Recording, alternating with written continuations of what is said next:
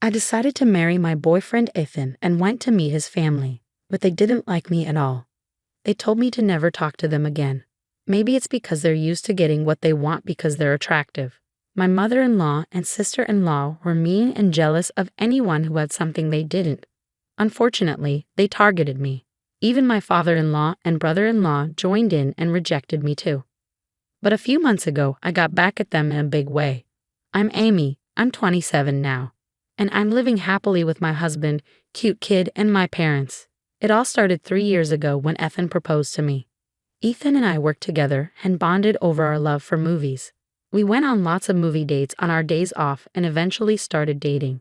Ethan was easygoing and got along with everyone at work, earning him many friends. He didn't like arguments and was the type to forgive easily.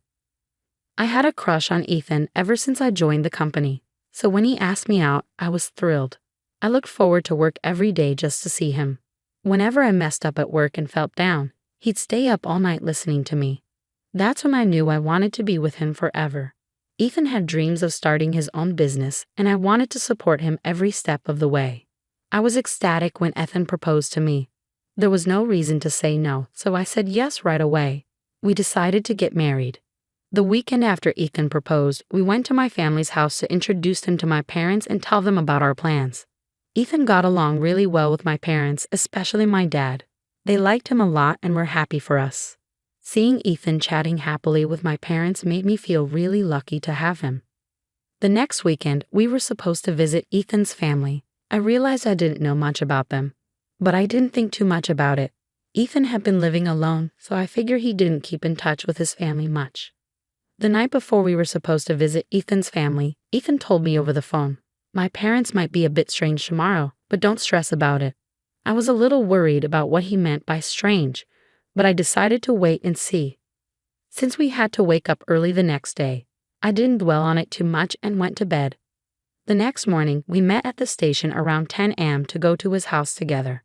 It was my first time visiting his family since Ethan lived alone. Despite trying to calm my nerves, I felt anxious all morning. As we walked, I was so nervous that I could hardly focus on what Ethan was saying. Standing before me was a magnificent mansion, resembling a castle. The garden sprawled out grandly, and I couldn't help but feel intimidated at the thought of Ethan growing up here. However, his gentle smile helped ease my nerves as he said, "Feeling nervous? It's all right. Let's go." As soon as the front door opened, my mother-in-law greeted me warmly, saying, "You've come such a long way. You must be tired. Come in quickly." She was slender, impeccably dressed, with perfectly styled hair. Her expensive attire was flawless. Inside, I was greeted by my father-in-law, brother-in-law, sister-in-law, and their children. Thankfully, everyone except my mother-in-law welcomed me with smiles, which put me at ease. I was warmly embraced, took a seat on the sofa, enjoyed dinner while chatting with everyone, and announced our engagement. Ethan's family was thrilled, especially my mother-in-law and sister-in-law, who exclaimed, "We're so delighted to welcome such a lovely girl into our family." Their warm reception touched me deeply. The pleasant conversation flowed effortlessly. Ethan's family was quite chatty, and as stories were shared, I learned that my father-in-law owned a company specializing in package tours, with my brother-in-law working there as an executive director, aiming to take over the business in the future. Meanwhile, my mother-in-law and sister-in-law were devoted homemakers who also pursued interests like dance classes and flower arranging during the day. My sister-in-law took great care of her appearance and exuded confidence. My father-in-law was exceptionally kind, always wearing a smile and effortlessly easing any nervousness I felt by engaging me in various topics. I was genuinely relieved to see he was a good-hearted person. In the midst of the pleasant atmosphere, a conversation with my father-in-law shifted the mood. "Amy, I heard you work at the same company as Ethan. Are you a temporary worker there?" "No, I actually started as a full-time employee right after finishing university, just like Ethan. The company where Ethan and I work is a well-known corporation, highly sought after by job seekers. Securing a full-time position there is quite competitive. But fortunately, I was hired fresh out of college." "Oh, really? Where did you graduate from?" "I graduated from Harvard." That's incredible. That's incredible. You must be very talented. I'm proud to have someone like you joining our family." Amy's amazing, isn't she? She's hardworking, skilled at her job, and sharp-minded. I'm thrilled to marry her. Both my father-in-law and Ethan praised me, which was a bit embarrassing. In reality, I attended a prestigious university in the US, studying tirelessly throughout high school, even sacrificing sleep. My parents, despite financial challenges, worked hard to put me through college. I was determined to attend a good university, secure a decent job, and one day repay my parents for their sacrifices. I've been striving towards that goal wholeheartedly. Engaged in a lively conversation with others, I noticed my mother-in-law and sister-in-law had fallen silent. Concerned, I tried to steer the conversation in a different direction. Seeing a beautiful flower arrangement on the table, I asked my mother-in-law, "Did you arrange those flowers?" "They're beautiful." Her response was unexpectedly curt. "What? You, a professional in a top-tier company, interested in housewives' hobbies?" Confused by her sudden change in demeanor, I wondered why she was now being cold when moments ago she had been smiling. My sister-in-law added, "With your high education, you probably think housewives only talk about flowers." I hadn't meant to imply that at all. Feeling overwhelmed and unsure of how to respond, tears threatened to surface. Ethan intervened. "Hey, both of you, cut it out. Amy doesn't look down on anyone." His words were comforting, but I couldn't find the words to apologize or defend myself. So I remained silent, keeping my head down. Looking around, I noticed my father-in-law, who had been drinking since noon, snoring loudly and passed out on the sofa. My brother-in-law seemed bored, yawning and scrolling through his phone, creating a tense atmosphere in the room. When Ethan suggested it was time to leave, I felt relieved to escape the uncomfortable situation. On our way back to the station, Ethan apologized, saying, "I'm sorry about today. My mom and sister have a lot of pride, especially when it comes to their high school education." According to Ethan, my mother-in-law had worked at a flower shop right after high school, where my father-in-law had fallen in love with her at first sight. She was undeniably beautiful, attracting many customers to the shop just to see her. After persistent pursuit, they started dating and eventually got married. Even now, it seems my father-in-law is still smitten with my mother-in-law, always doing whatever she asks. My sister-in-law was also stunning. She and my brother-in-law had been classmates in high school and reconnected at a reunion in their early 20s. Seeing her beauty, my brother-in-law fell head over heels, and after persistent efforts, they ended up together. Like my father-in-law, my brother-in-law seemed to follow his wife's lead. Despite my higher education, I couldn't understand why they felt insecure. They were both beautiful women with caring husbands who always looked out for them. Yet, I couldn't shake off a lingering sense of unease and doubt about marriage. Nevertheless, with approval from both families, we began planning our wedding. Although some uneasiness lingered, I believed that open communication would help us understand each other better. "Don't worry, I'll always support you, Amy," Ethan reassured me, helping me stay positive. After nearly 6 months of meticulous preparation, just a day before our wedding, Ethan's phone rang. It was his mother. After a brief conversation, Ethan's shocked expression hinted at something unexpected. "What? Why? We can't just change it." "Hold on," he said before the call abruptly ended. When I asked what happened, I awaited his response anxiously. Ethan stunned me with his revelation. "My parents, they just informed me that they won't be able to attend the wedding tomorrow." "What? What do you mean?" I was utterly shocked and anxiously pressed Ethan for more details. According to him, it appeared that his parents had forgotten about a trip they had planned for the same day as the wedding and couldn't make it. I couldn't believe it. My future in-laws were backing out of the wedding at the last minute. We stood there, bewildered, struggling to comprehend why this was happening. Despite numerous attempts, we couldn't reach his parents for an explanation. Desperate for answers, we rushed to their house, only to find it dark and deserted, with no signs of anyone being home. I expressed my concern to Ethan. "When I visited your family the other day, I couldn't shake the feeling that I might have upset your mother and sister." Things felt tense towards the end. Ethan replied, "I've mentioned it before. Both my mother and sister have strong personalities. Smart women can be a bit stubborn. Even if they were upset, I wouldn't necessarily know." When I questioned, "But why would your father skip the wedding too?" Ethan explained, "My dad and brother-in-law, they tend to prioritize keeping the peace with their wives. They'd probably sided with them to avoid upsetting my mother." He looked troubled as he spoke, leaving me speechless. Ultimately, despite our efforts, we couldn't reach Ethan's family even on the day of the wedding. We had no choice but to proceed without them. Why did this happen? Did I inadvertently do something wrong? And was it truly just a matter of them forgetting about their planned trip to the hot springs? Even if it was, I struggled to understand why Ethan's family would choose a vacation over attending their own son's wedding.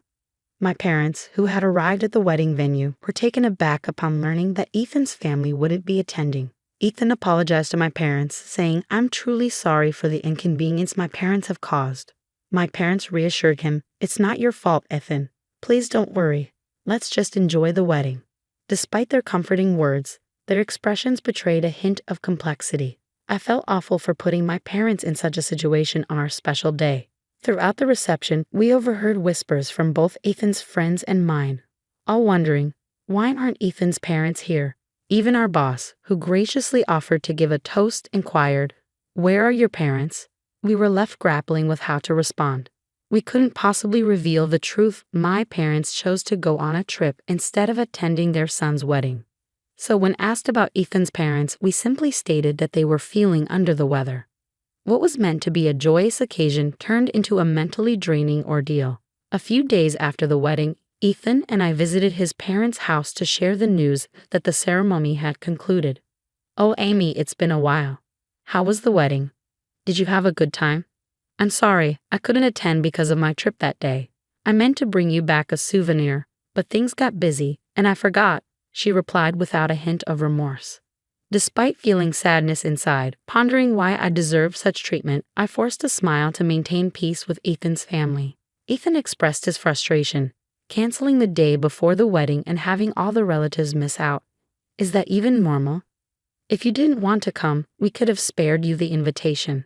His sister-in-law added, "I would have come if Amy wasn't the bride." What? What does that mean? I was bewildered, my head spinning with confusion.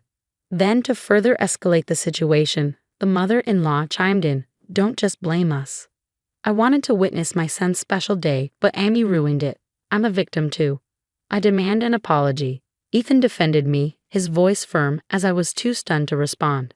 "Amy didn't cause anything. She's innocent." Finally, the usually silent father-in-law erupted, "Enough.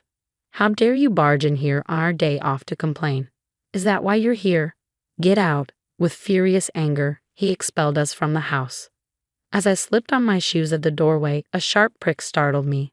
Ouch! In a rush, I lifted my foot, spotting a caterpillar squirming inside my shoe. Roast out, I hopped outside and released the critter. My mother-in-law and sister-in-law, who had been observing, asked, "Are you all right?" with a spiteful chuckle. Eager to leave, I mumbled, "Sorry for the trouble," and made a swift exit. But my mother-in-law halted me. "Amy, please avoid getting involved with us, except for weddings and funerals." Huh? Before I could inquire further, she shut the door abruptly, ending the exchange. Confused about my apparent offense, all I wanted was to bond with Ethan's family. During the journey home, Ethan repeatedly apologized. "You don't have to force yourself to engage with my family anymore. I'm truly sorry." Hearing that my in-laws would have attended the wedding if I weren't the bride left me feeling guilty and perplexed, even though I didn't understand why. I couldn't help but sympathize with Ethan's predicament. The next morning, I woke up to an intense itchiness all over my body.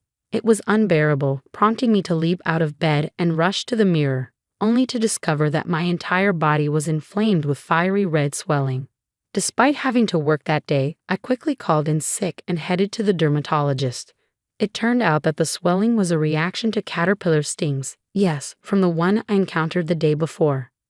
The itching was agonizing, and for nearly 2 weeks afterward, I struggled to sleep due to the severe discomfort. Reflecting on the incident, I recalled noticing my brother-in-law near my shoes at the front door when I visited Ethan's house. In the past, I might have dismissed it as a harmless mistake, but given the strained relationship with my in-laws, I couldn't shake off the feeling of distrust. About a month later, Ethan fell ill and was hospitalized. He had been experiencing persistent stomach pains for a week before seeking medical attention. Concerned, I insisted he take a day off work and accompany him to the hospital, where he was diagnosed with a probable gastric ulcer, requiring further tests and hospitalization. Despite the directive to only contact them for weddings or funerals, I hesitated but ultimately decided that Ethan's parents deserved to know, so I mustered the courage to give them a call. "Hello," my mother-in-law answered the phone. My hand trembled, and I felt queasy as it rang. That's how much my feelings toward my mother-in-law had soured. "Hello, it's Amy. I'm sorry for not reaching out sooner. I have some news about Ethan." "Oh, what is it this time?" Her dismissive tone grated on me. "Ethan's been hospitalized. They suspect a gastric ulcer and are running tests." "Ah, a gastric ulcer? Probably from overwork. Don't bother me with trivial matters." "I'm busy." "Trivial? Don't you care about Ethan?" "I don't want to hear from you." "I'll make it clear. I want nothing to do with you. Don't contact me again. I'm worried about Ethan. I'll call him directly." Suddenly, my brother-in-law took the phone. "You're too persistent. Can't you see it's not a good time? I don't know what's going on with Ethan, but your constant calls are annoying." With that, he hung up abruptly. The click of the receiver felt like a breaking point. Their cruel words echoed in my mind. My mother-in-law's rejection, even with her son in the hospital, and the whole family's unilateral dismissal left me seething. They don't want me to bother them. Fine.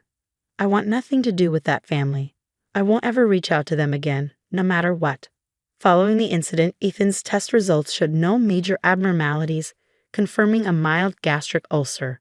With medication and care, his health improved significantly. I shared everything with Ethan, who, with determination, said, "Let's distance ourselves from my family. Amy is all that matters to me now. If they can't accept her, they're not family, regardless of blood ties." A year later, Ethan left his job to pursue his longtime dream of starting a software sales business. This dream had been brewing since before our marriage, and he used his experience to make it a reality. Ethan dedicated himself tirelessly to this endeavor. And though we're still in the early stages, witnessing even a small part of his dream come to life filled me with joy. Our happiness multiplied when, a year into his business venture, we welcomed a healthy baby boy into our lives. My parents were thrilled about their new grandchild. Despite the nearly 2-hour journey from their home to ours, they visited frequently, filling each day with happiness. Naturally, we didn't inform Ethan's parents about the birth. Even if we had, they likely wouldn't have shown interest anyway, so it didn't bother us much. Since the phone call, we hadn't heard anything from them, which was a relief. It felt comforting to be free from the stress of dealing with Ethan's peculiar family. Then, several months later, something unexpected occurred. The novel coronavirus began spreading globally, prompting our country to declare a state of emergency and urge people to stay home. News coverage was dominated by discussions about the virus, highlighting its impact on industries like restaurants and tourism. Seeing the challenges these sectors face made my heart ache. I found myself wondering about the state of Ethan's father's package tour company, but honestly, it wasn't my concern. In fact, I might have even smirked at the thought of how his business was faring. Despite this, Ethan's own business was thriving. Although there were initial financial uncertainties, our income had surpassed what Ethan earned as an employee, and things were going smoothly. During this period, Ethan started receiving numerous calls from his parents' home. However, he seemed hesitant to engage with them, often ignoring the calls altogether. Voicemails piled up, but Ethan chose not to listen, adamant about distancing himself from his family. I frequently reassured Ethan, saying, "You don't need to worry about me. It's okay to reach out to them." Despite my disdain for his family, I felt guilty about potentially causing Ethan to sever ties with his parents. Yet Ethan remained steadfast, insisting, "Amy is the most important person in my life, not my parents. If they can't accept you, even as my parents, they hold no value to me." I felt a mixture of sorrow and admiration for Ethan's unwavering loyalty. Despite Ethan's ongoing refusal to answer calls from his parents, a letter arrived one day from their family home. Its contents were straightforward. "Our business is on the brink of bankruptcy, and we need to discuss urgent financial matters." Their audacity was astounding, considering they had cut ties with us. They demanded immediate contact, but we chose not to respond. Let them deal with their own troubles. That's what they deserve. Soon after, my phone began to ring incessantly. Since I was at work, I didn't notice the call, but a voicemail was left behind. It seemed Ethan's parents, unable to reach him, resorted to contacting me despite my earlier request not to. Reluctantly, I listened to the message only to hear, "Is this Amy's number?" If Ethan keeps ignoring me, I'll pay him a visit. Make sure he knows. That was the extent of the message. 2 days after the voicemail incident, Ethan had a rare day off as it was Saturday. We were enjoying a peaceful family time at home, discussing our plans for the day after lunch when the doorbell suddenly rang. Glancing at the monitor, I saw my 4 in-laws standing outside. Ethan, noticing my shock, approached to see for himself. With a heavy sigh, he suggested we ignore them, confident they would leave if we didn't open the door. But I felt differently, thinking it would be pitiful to leave them standing outside after they had made the effort to visit. Ethan hesitated for a moment before agreeing to unlock the door. But pitiful? I couldn't bring myself to feel that way about such unpleasant in-laws. I intentionally kept the voicemail from Ethan, knowing it would draw them to our doorstep eventually. My surprise at seeing them on the monitor was just an act. I anticipated their arrival. There was a motive behind letting Ethan's parents into our home. A retaliation was brewing, and it was time for a showdown. As soon as the door swung open, the 4 of them barged in without any sense of courtesy. Annoyed, they grumbled about the delay in opening the door. Their lack of manners was astonishing. Upon entering, Ethan's mother noticed our son playing happily with his toys and questioned his identity. I calmly replied that he was our son. She remembered my request not to contact us but dismissed it, claiming it wouldn't make a difference since we didn't seem interested anyway. Her contemptuous gaze and muttered remark about my cheekiness only fueled my resolve. I found myself relishing the moment and decided to address Ethan's father directly. So, what's the purpose of this unexpected visit? It would have been courteous to inform us beforehand if you intended to drop by, I remarked casually. Ethan's father, visibly irritated, retorted, "Didn't you read the letter?" "You mean the one that arrived 2 days ago?" I countered. His response was laced with frustration. "If you had read it, you would have contacted us." It clearly stated the urgency of the matter. Swiftly, I replied. "Oh, you wanted me to reach out? But you made it clear you wanted no association with us." I saw no reason to comply. Suppressing my amusement at the stern expressions of the 4, I noticed Ethan, my husband, staying silent, wisely allowing me to navigate the conversation. It was incredible to think he was raised by parents lacking such basic sensibilities. Suddenly, my father-in-law's demeanor shifted, and he began pleading, "I apologize for the past. With COVID wreaking havoc on our business, cancellations are rampant and new bookings are non-existent. If this persists, we face ruin. Can you spare some financial assistance?" I remained composed as I responded, "I sympathize with your situation, but I must decline. It's not easy to extend help to someone who's severed ties." However, genuine remorse might sway my decision. Enraged, my father-in-law erupted, attempting intimidation with a furious glare. Unfazed, I stood my ground, resolved to handle things my way. I made no demands. The choice was theirs. "You're welcome to leave if you'd like," I offered calmly. My father-in-law's frustration began to boil over, and he started pleading. "Please, I'm sorry. Help us out." Ignoring his pleas, I maintained my composure. Eventually, he instructed the others to apologize as well, and soon all 4 of them were begging. With a smile, I politely declined, saying, "No, thank you." Enraged by my refusal, my father-in-law slammed his hand on the table, shouting, You act all high and mighty when I'm humbling myself." He grabbed my collar, catching me off guard. Before I could react, Ethan intervened, firmly stating, "Dad, don't lay a hand on Amy." Ignoring Ethan's warning, my father-in-law demanded, "Are you taking your wife's side over your parents?" Ethan's response was unwavering. "Amy is the most important person to me right now. I can't condone mistreatment towards her, even from my parents.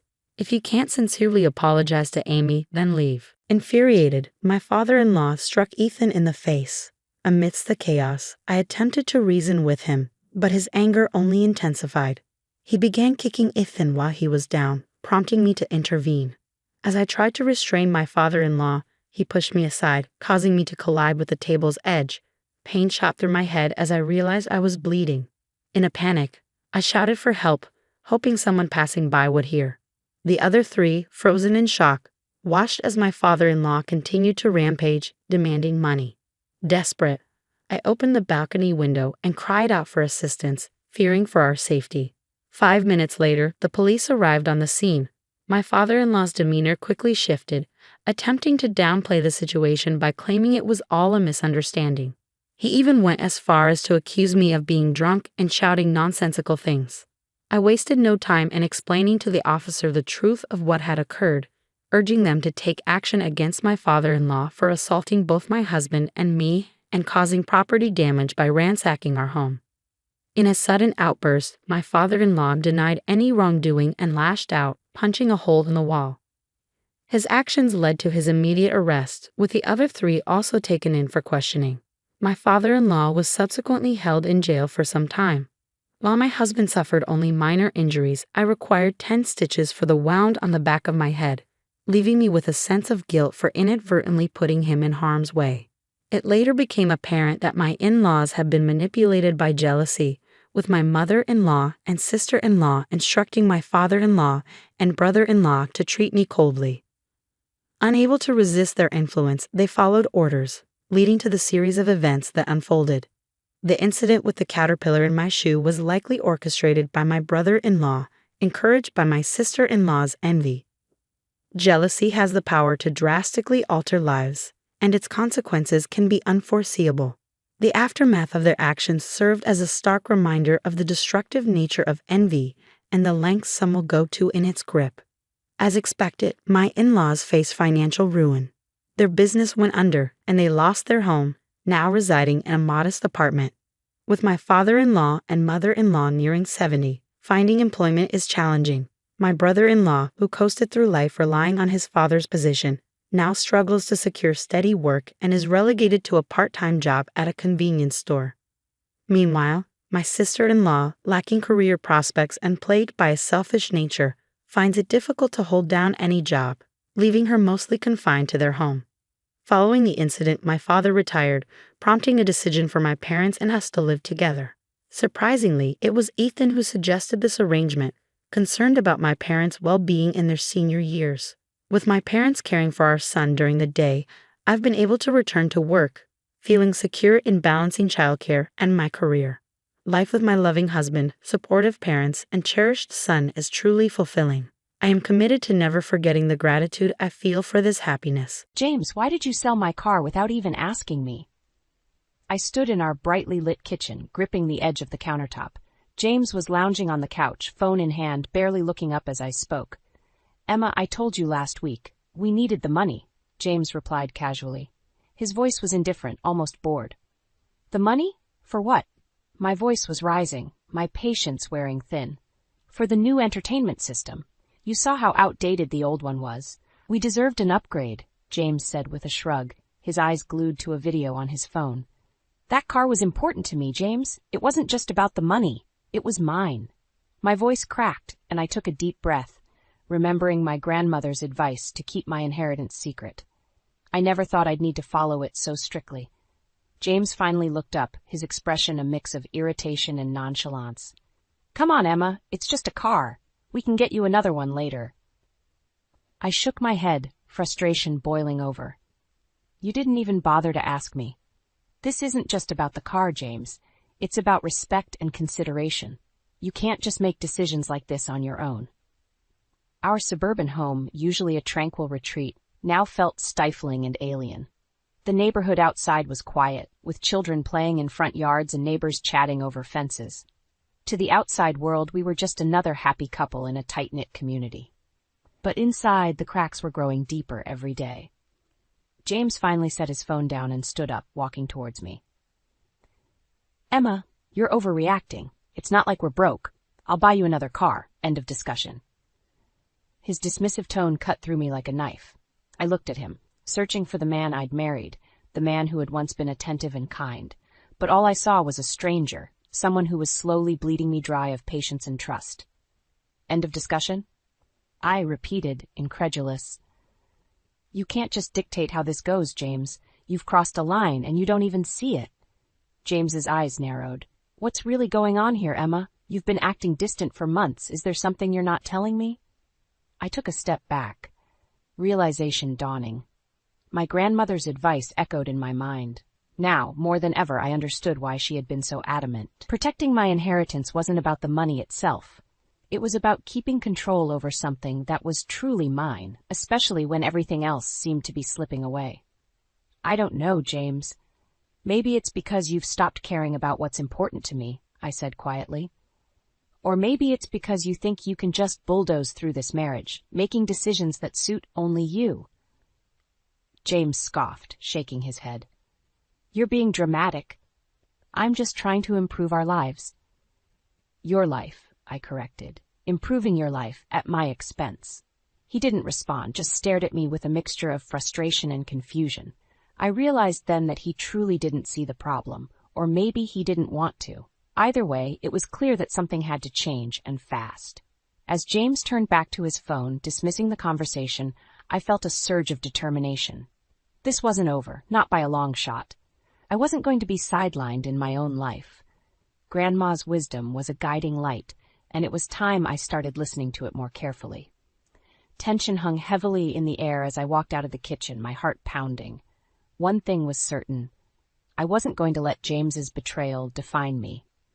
This was only the beginning, and I had my own plans to make. Claire, I don't know what to do anymore, I said, dropping onto her couch.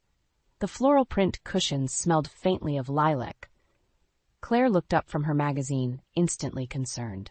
Emma, what happened? Did James do something again? I sighed heavily, running my fingers through my hair. He sold my car without even asking me, just traded it for some stupid entertainment system. Claire's eyes widened in shock. Seriously? Who sells someone's car without asking? That's insane. Yes, and he acted like it wasn't a big deal, just brushed it off like I was overreacting. My voice wavered as I recounted the morning's confrontation. He's been doing this for a while now, hasn't he? Claire asked softly. I nodded. It didn't start this way. When we first got together, he was so kind, so attentive. I felt like I was the center of his universe. But now, I let the sentence hang, unfinished. Claire squeezed my hand reassuringly. Have you thought about leaving him? You don't have to stay in a situation like this, Emma. I bit my lip, hesitating. I have, but it's complicated. We've built a life together, and it's not easy to just walk away. Claire's face was etched with concern. You have to do what's best for you. Always remember that. Later that evening, as I cleaned up the dinner dishes James had left behind, I started thinking about the early days of our relationship. I remembered the picnics in the park, the surprise weekend getaways. He used to plan everything so meticulously, making sure every moment was special. But that James was long gone, replaced by someone who seemed to care more about his gadgets and parties than about me.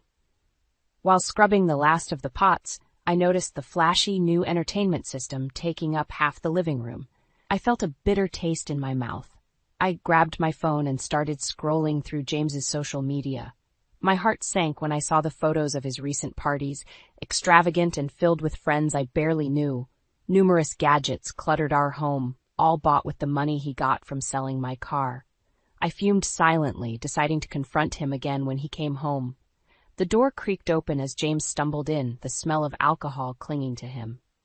James, where have you been? I asked, trying to keep my voice steady. He laughed drunkenly. Out with the guys, needed a break, you know?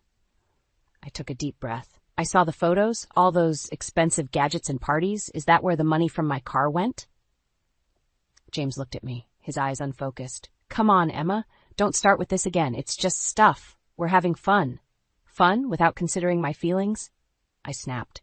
This is beyond disrespectful, James, that you're ignoring everything I care about. James rolled his eyes, slumping into the couch. Why don't you ever chill out? You used to be fun. Tears of frustration stung my eyes. This isn't about fun, James. It's about you taking everything I care about and tossing it aside. He didn't respond, eyes already closing as he passed out on the couch. The sound of his snoring filled the room, but it couldn't drown out the anger and hurt simmering in my chest. I stood there for a moment, looking at the man who once promised to cherish me. Claire's words echoed in my mind. Maybe it was time to make a change, to find the strength Grandma had always believed I had. This betrayal wasn't the end, it was just the beginning of something new, and I was ready to fight for the life I deserved. The next morning, I sat at the kitchen table, coffee untouched, phone in hand. I needed to talk to my parents. I dialed my mom's number and waited. Emma, sweetheart, how are you? my mom answered, her voice warm and comforting. Mom, things with James, they're worse than ever, I began, trying to keep my voice steady. Oh, honey, what happened? She asked, her tone immediately concerned. I quickly explained the car situation and James's ongoing disregard for my feelings. I'm considering divorce, Mom. I can't do this anymore. There was a pause on the line. Emma, we've always supported you, no matter what. Your father and I will help you through this. And remember, you have your inheritance. I know, Mom. I might need to use it to move out and start over, I admitted, feeling a small twinge of relief saying it out loud. We'll support you, darling. Do what you need to do, she assured me. As I ended the call, I felt a newfound sense of purpose. It was time to take action. I started drafting an email to a lawyer, seeking advice on the next steps for divorce and considering apartments in a nearby town. After a few hours, I felt more determined than ever. That evening, I kept my phone close, anticipating a reply from the lawyer. As I sat on the couch, James entered the room, eyes suspicious. What have you been doing all day? He asked, his tone accusatory. Just sorting some things out, I replied, keeping my answers vague. James eyed my phone. Who were you talking to earlier? Mom, I needed some advice, I said, avoiding his gaze. Before I knew it, James snatched my phone from my hand. What the hell, James? Give it back! I yelled, lunging after him. He scrolled through my messages, his face darkening. Thinking about leaving me, huh?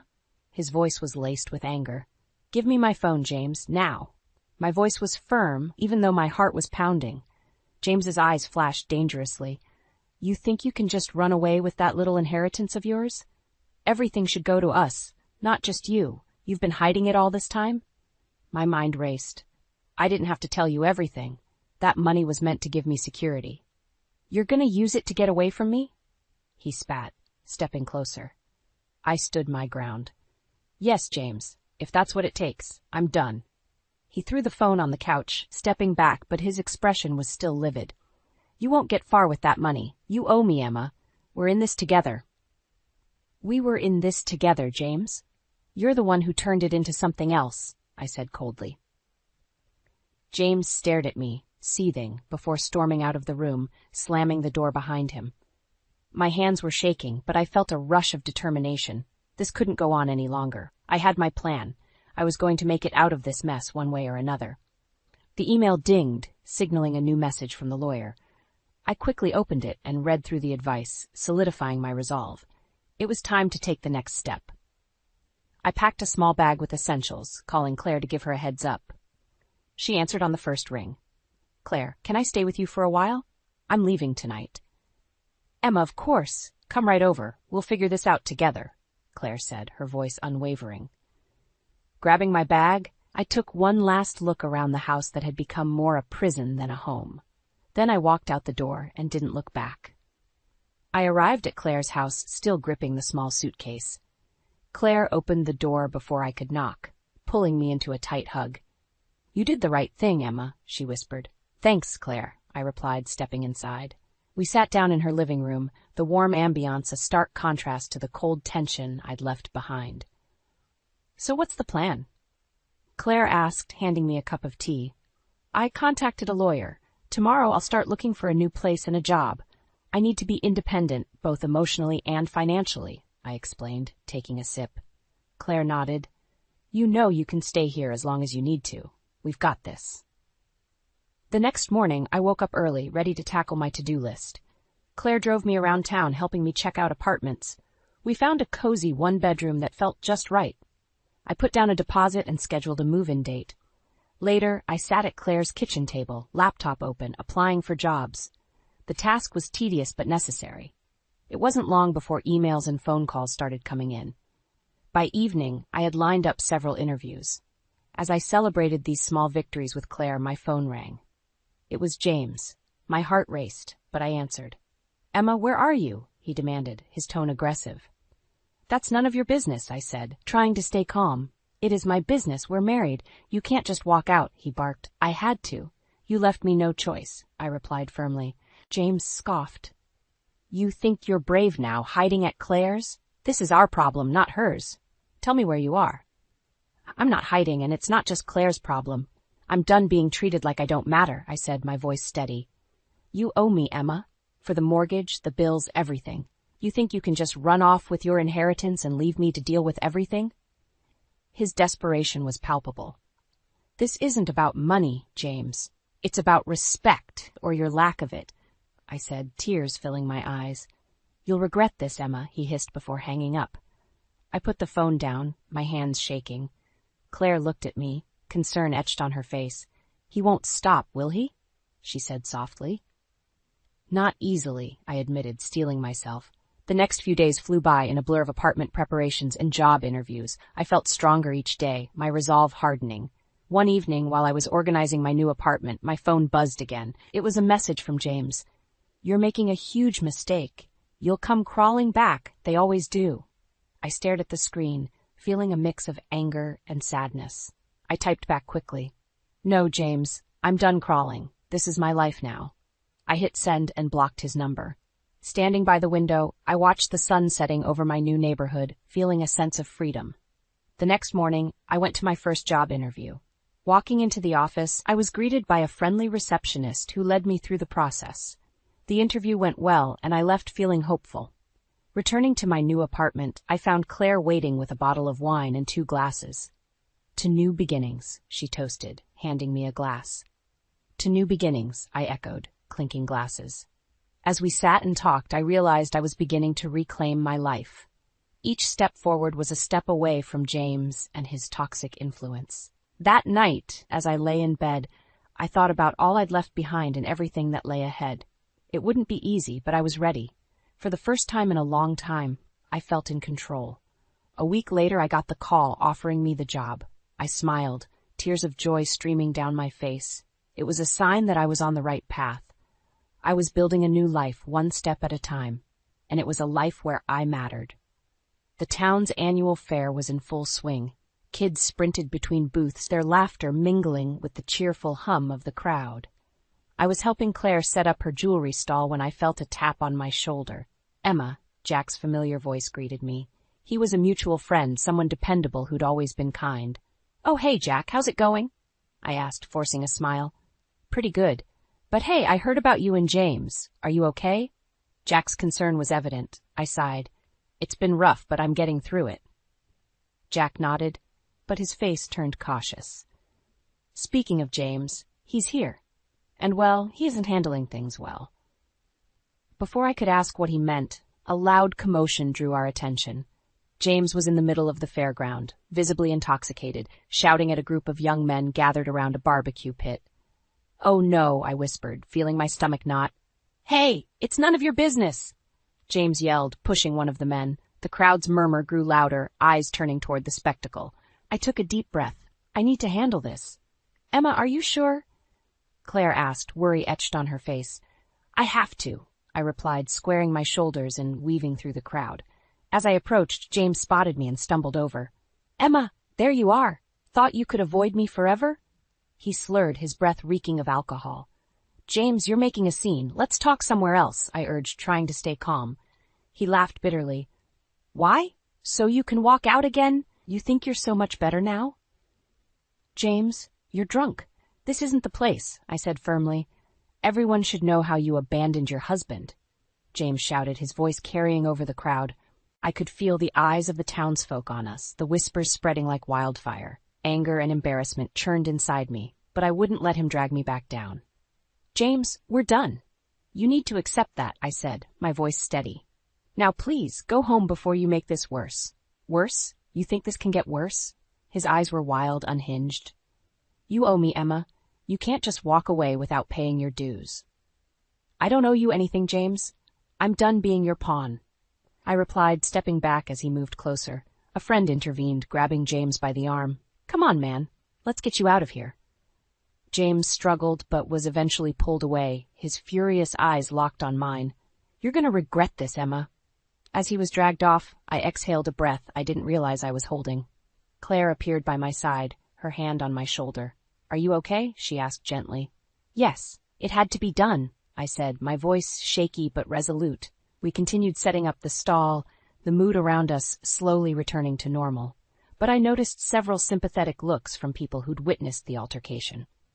Hours passed and the fair wore on, becoming a blur of faces and activities.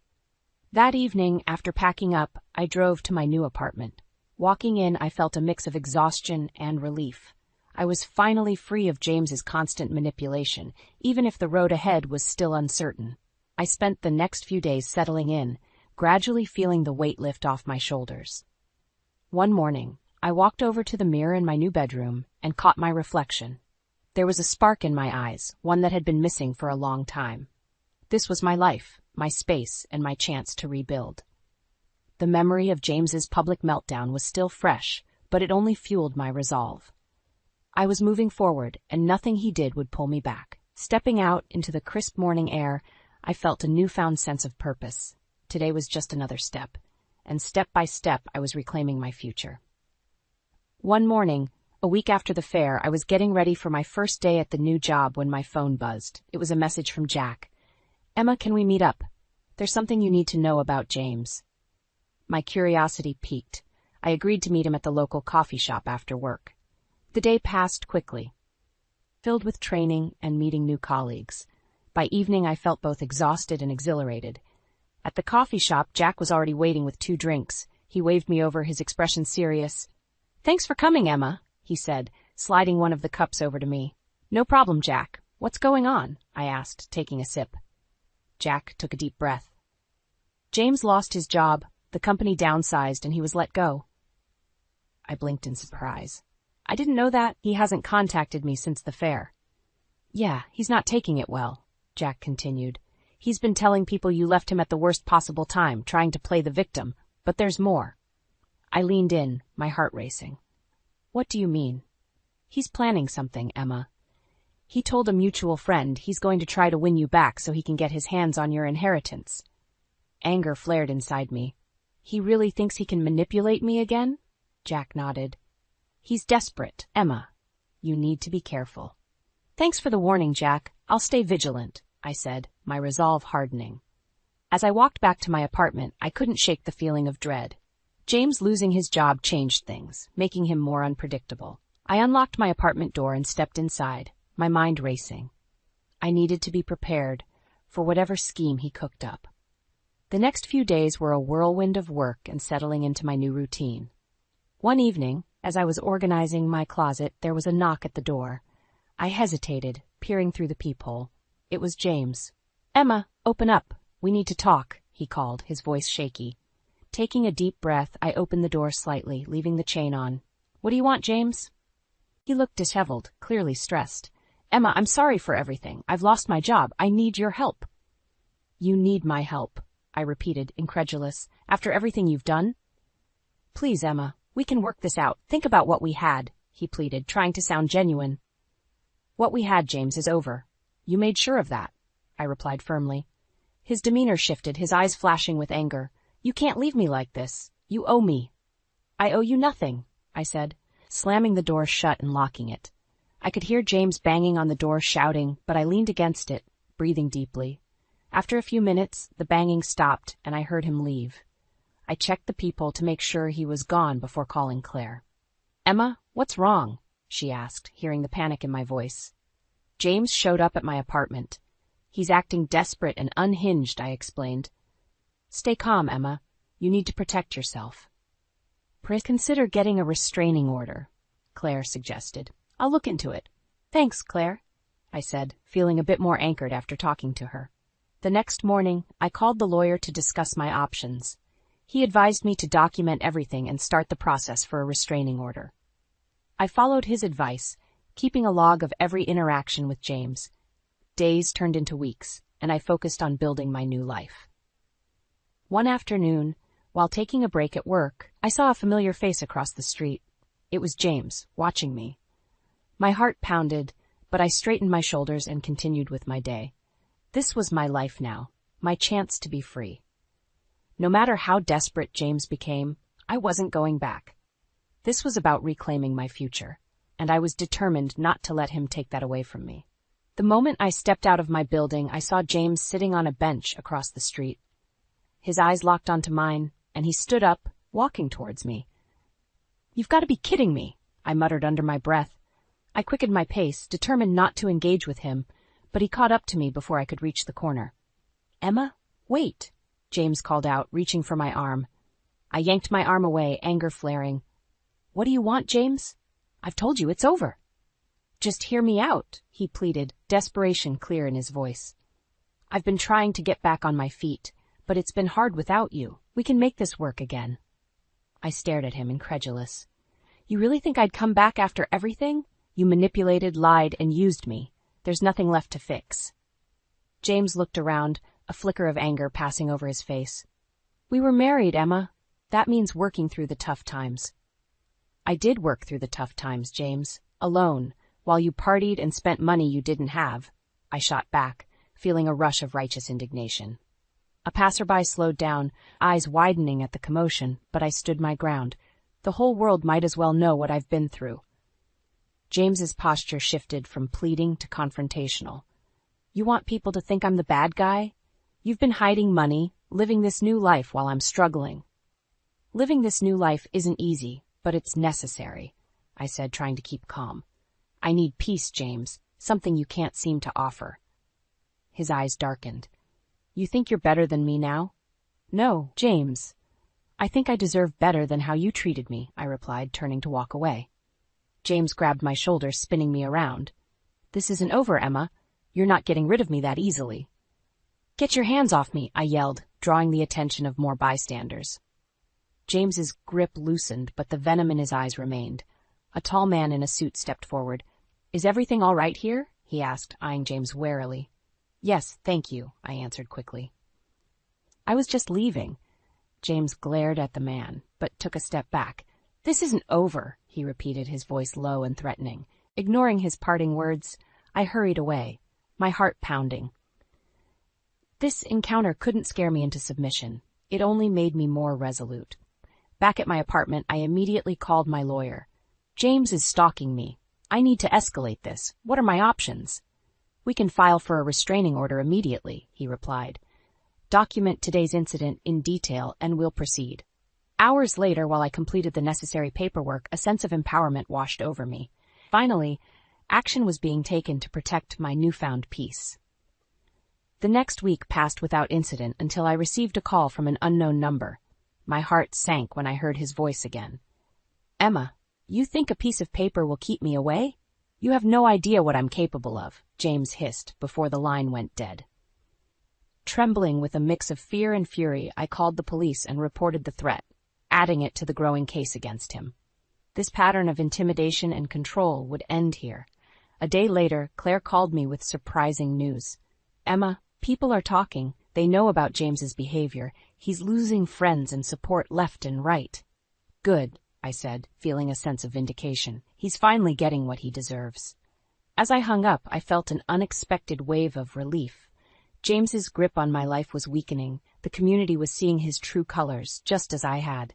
I stood by the window, looking out at the bustling evening street below. My journey towards freedom was far from over, but for the first time in a long while, I felt hope. James's fall from grace had begun, and I was reclaiming my future one step at a time. Weeks had passed, and life was slowly returning to a semblance of normal. I was flourishing at my new job, finding satisfaction in the work and camaraderie with my colleagues. Evenings were filled with laughter and support from Claire, who had become my rock. One afternoon I was engrossed in crafting a presentation when my phone buzzed. It was from Jack. "Hey, Emma, are you free to meet for coffee later? Something you should know." My curiosity piqued, I agreed. We met at the little cafe by my office. Jack was already there, looking concerned. "Emma, thanks for meeting me," he greeted, gesturing to the seat across from him. "No problem, Jack. What's going on?" I asked, sitting down. "It's about James. He's not doing well. He's been trying to get people to turn against you, but it's backfiring. People see him for what he is now," Jack explained. Relief washed over me. Good, he needs to face the consequences. But there's more. James got into some trouble with the law. Drunk driving. He's lost even more support, Jack continued. I nodded, feeling a mixture of satisfaction and pity. "Thanks for telling me, Jack. I needed to hear that." After our coffee, I decided to take a walk through the park. The cool breeze and the rustling of leaves felt liberating. It was here I bumped into James, looking disheveled and defeated. He didn't see me at first, but when he did, his eyes darkened. "Well, look who it is," he said, his voice dripping with bitterness. "James, please. I don't want any trouble," I replied, keeping my distance. "You've ruined everything for me, Emma. You and your lies," he spat, his face contorting with anger. "Lies, James? The only person who ruined your life is you. Your actions have consequences," I retorted. He took a shaky step closer. "Consequences? I've lost everything, my respect, friends, all because of you." I stood my ground. "No, James, it's because of your choices. I simply refuse to be your victim anymore." His expression wavered, a flicker of desperation in his eyes. "You think you're free of me? This isn't over." Before he could say anything more, 2 police officers approached. "Mr. Miller?" one of them asked. James turned, his bravado melting away. "Yes?" "You're under arrest for violating the restraining order. You were warned to stay away from Ms. Miller," the officer said, pulling out handcuffs. James's face turned pale. "Emma, you can stop this. Tell them it's a mistake," he pleaded, panic in his voice. I shook my head. "No, James, this ends now." The officers led him away, and I stood there, feeling a strange mix of relief and sadness. It was truly over. Returning to my apartment that evening, I found a letter in the mail. Opening it, I discovered I had been approved for a higher position at work, a promotion. It felt like the universe was giving me a sign that I was on the right path. I called Claire to share the good news, and she was ecstatic. We celebrated with a small dinner at my place, toasting to new beginnings and the end of a dark chapter. That night, I took a moment to reflect on my journey. From the betrayal that shattered my world to the steps I took to rebuild it. I had found strength I didn't know I possessed and had reclaimed my life piece by piece. Walking through the bustling streets the next day, I felt lighter. The weight of past traumas was lifting, replaced by a sense of empowerment and hope. I deserved this new life. A life where my worth was not dictated by someone else's whims. As I turned a corner, I caught a glimpse of someone familiar. James, disheveled and on the edge, standing outside a convenience store, clearly struggling. Our eyes briefly met, but there was no connection left. I walked on, a silent resolve in my heart. James's downfall was complete. My future, bright and full of possibilities, was just beginning, and I was ready to embrace it, one step at a time. "Either you leave now, or we both leave together when I set fire to this lying hell," I said, holding up the lighter closer to Derek's prized photographs. He stared at me as sweat trickled down his forehead. "You wouldn't dare." The room felt like it would explode.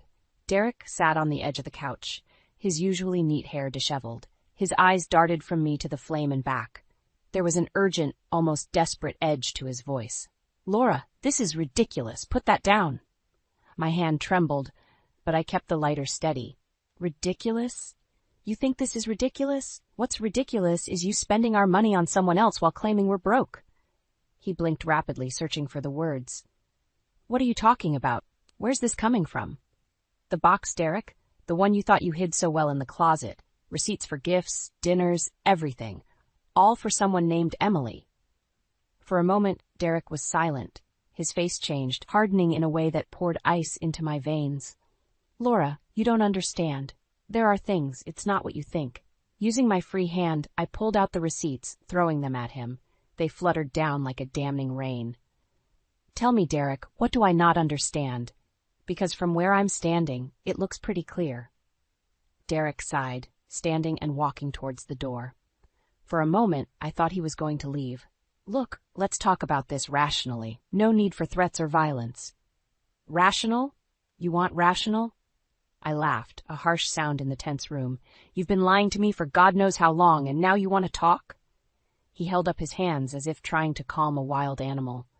"Listen, we can figure this out. Put down the lighter and we can—" I cut him off. "Or we can what? Pretend everything's fine?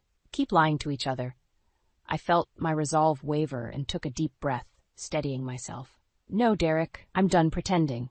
His cool demeanor cracked for a second, showing just a hint of fear.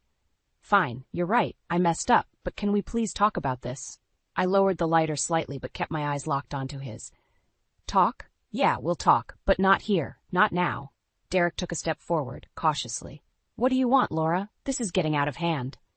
I turned and grabbed my bag, stuffing it with whatever important documents I had tucked away.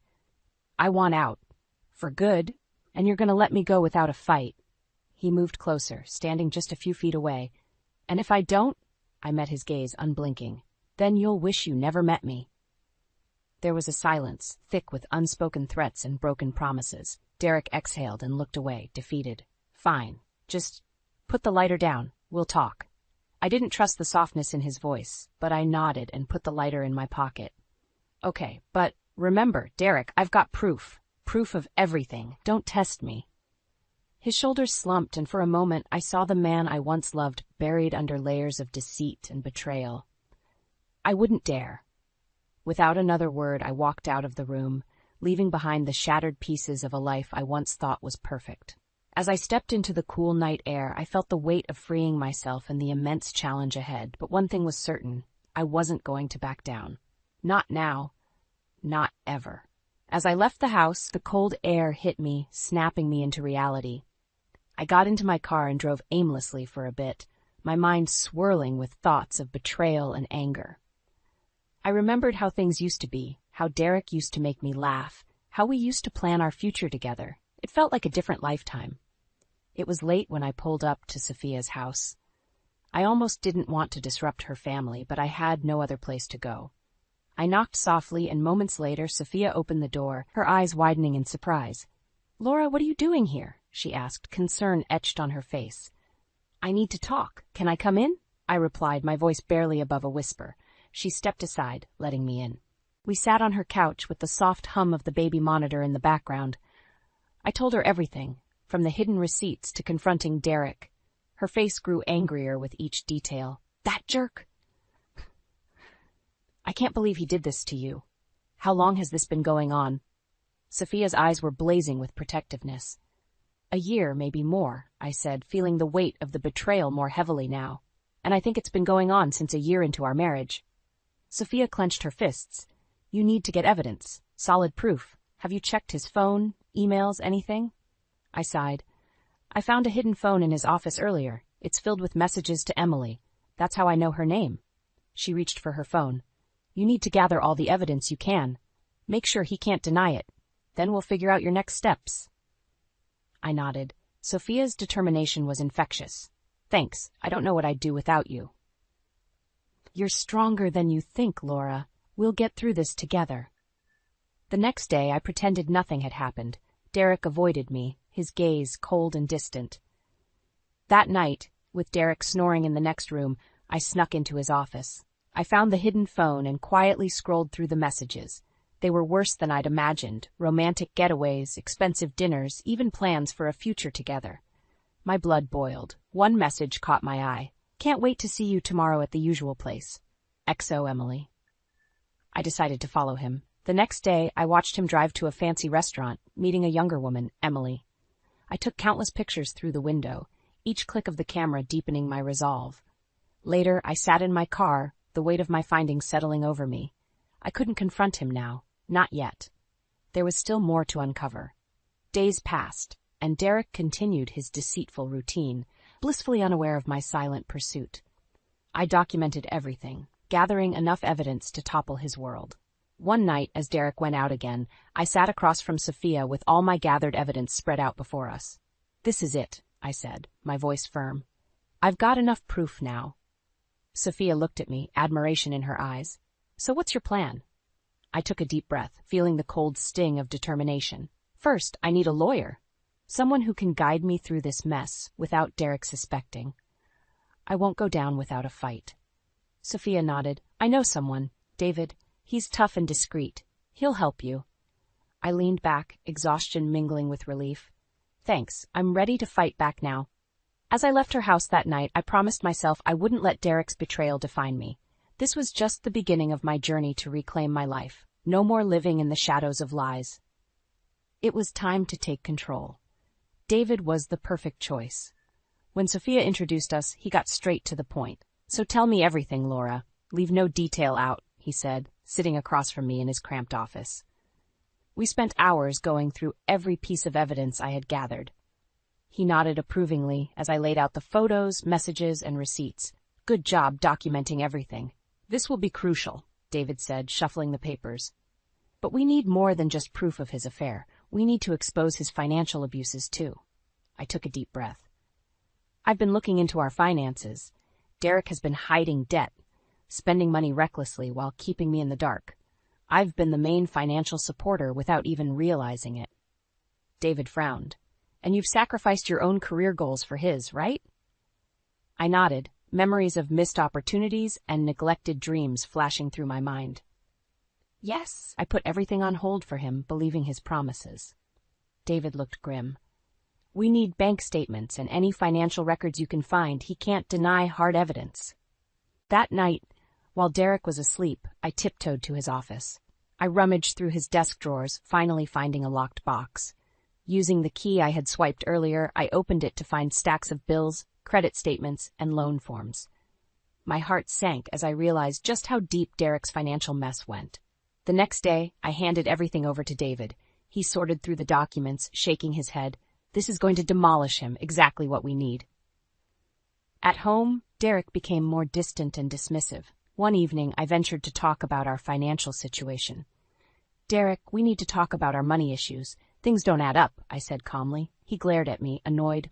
I handle the finances, Laura. Just focus on your work, all right?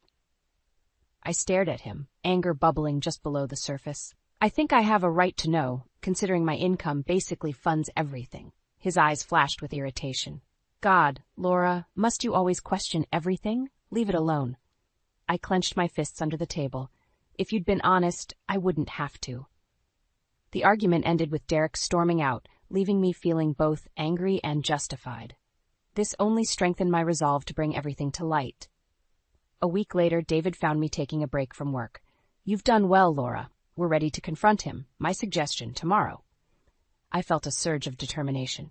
Fine, let's do it. Later that night, I went through everything one last time. I visualized the moment I would lay it all out in front of him, each lie crumbling like a house of cards. The next evening, Derek walked in, his tie loose, looking exhausted. He barely acknowledged me as he sat down. I stood up, holding the stack of evidence. We need to talk. Now, I said firmly. He looked up, bored. What is it now? Another one of your baseless accusations. I slammed the stack onto the table. No, Derek. These are facts. Derek's face turned pale as he glanced at the documents. What is this? Proof of everything. Your affair, your lies, your financial mess. It's all here. He snatched the papers, flipping through them. His face contorted with anger. You've been spying on me? Yes, I said calmly, and now everyone will know the kind of person you really are. His eyes burned with fury. You think you can ruin me? I won't go down without a fight, Laura. I met his glare, unflinching. Neither will I. As I walked away, I felt an immense sense of relief. This was just the beginning, but I was ready for the battle ahead. Derek's control over me was over, and my plan was in motion. It was time to reclaim my life. I could barely sleep. The showdown with Derek left me restless and tense. David assured me our next step was crystal clear. We've got him cornered, Laura. Now's the time to confront him with everything we've got. The next morning, I prepared myself. I was ready for the final talk. When Derek came home that evening, the tension between us was electric. He knew something was off. Laura, what's with the cold shoulder? We need to clear the air, he said, trying to sound reasonable. But I saw through him. We do, I replied, holding up the investigator's report David had handed me. And I've got all the proof I need. He narrowed his eyes, suspicion creeping into his gaze. What are you talking about? I hired a private investigator. I have photos of you with Emily spending our money like it's water, and there's more, details on your financial irresponsibility, I said, keeping my voice even though my heart was pounding. Derek's face twisted with anger and disbelief. You had no right to do that. I had every right, I shot back. You've been lying and cheating for years. This is your mess, Derek, not mine. He lunged forward, grabbing the report from my hands and slamming it on the table. You think this will destroy me? Think again, Laura. I stood my ground. This is your doing. You broke us. I'm just making sure you can't deny it. His eyes turned cold. You want to leave? Fine, but you won't get a penny from me. I laughed, a hollow sound in the stifling room. You really think you can bully me into staying? I've already taken steps to secure what's mine. He sneered. You think you're so clever, but you're just playing a dangerous game. Maybe, I said, grabbing my bag, but I'm done being afraid of you. I turned to leave, but Derek grabbed my arm. This isn't over, Laura. You can't just walk away from everything. I pulled free and faced him. Watch me, I replied, venom in every word. I walked out, slamming the door behind me. Outside, the cool air felt like freedom. I drove to David's office, where we finalized the plan. I outlined every detail with a steady hand, making sure each move was calculated to perfection. We're in this together, Laura, David said, his tone reassuring. You're doing the right thing. The next day, I started extracting my money from our joint accounts. I set up separate accounts in my name, ensuring Derek couldn't touch a dime. Over the next few days, I discreetly moved the majority of our savings. Derek started to sense something was up. He became more demanding, checking our accounts, questioning me constantly. But I stayed calm, playing along. The money's safe, Derek. You need to trust me, I would say, my face betraying nothing. Finally, the day came when the balance tipped in my favor. With the help of David and Sophia, I had everything I needed. I was financially independent, and Derek had no idea how close he was to losing everything. I called a meeting with Derek, Sophia, and David present. Derek strutted in, confidence masking his unease. What's this about? I laid out the accounts, the statements, every transaction he thought he'd hidden. This is about your lies catching up to you. He glanced at David, then back at me. You can't do this. Watch me, I said calmly. David stepped forward. Legally, Laura's in the clear. You've been dishonest, Derek. Now you face the consequences. Derek's face fell, fury and fear battling for control. You'll regret this, he spat, but there was no power behind his words. No, Derek, I replied, standing tall. You're the one who'll regret it. As I left with Sophia and David by my side, I felt the weight lifting. This was far from over, but I was ready. Derek's control was shattered, and I was finally free to reclaim my life. The first steps had been taken, and I wouldn't stop until I saw this through to the end. I moved into Sophia and John's guest room the next day. They insisted I stay as long as I needed. Derek's threats from the previous night echoed in my mind, but I refused to let them shake me.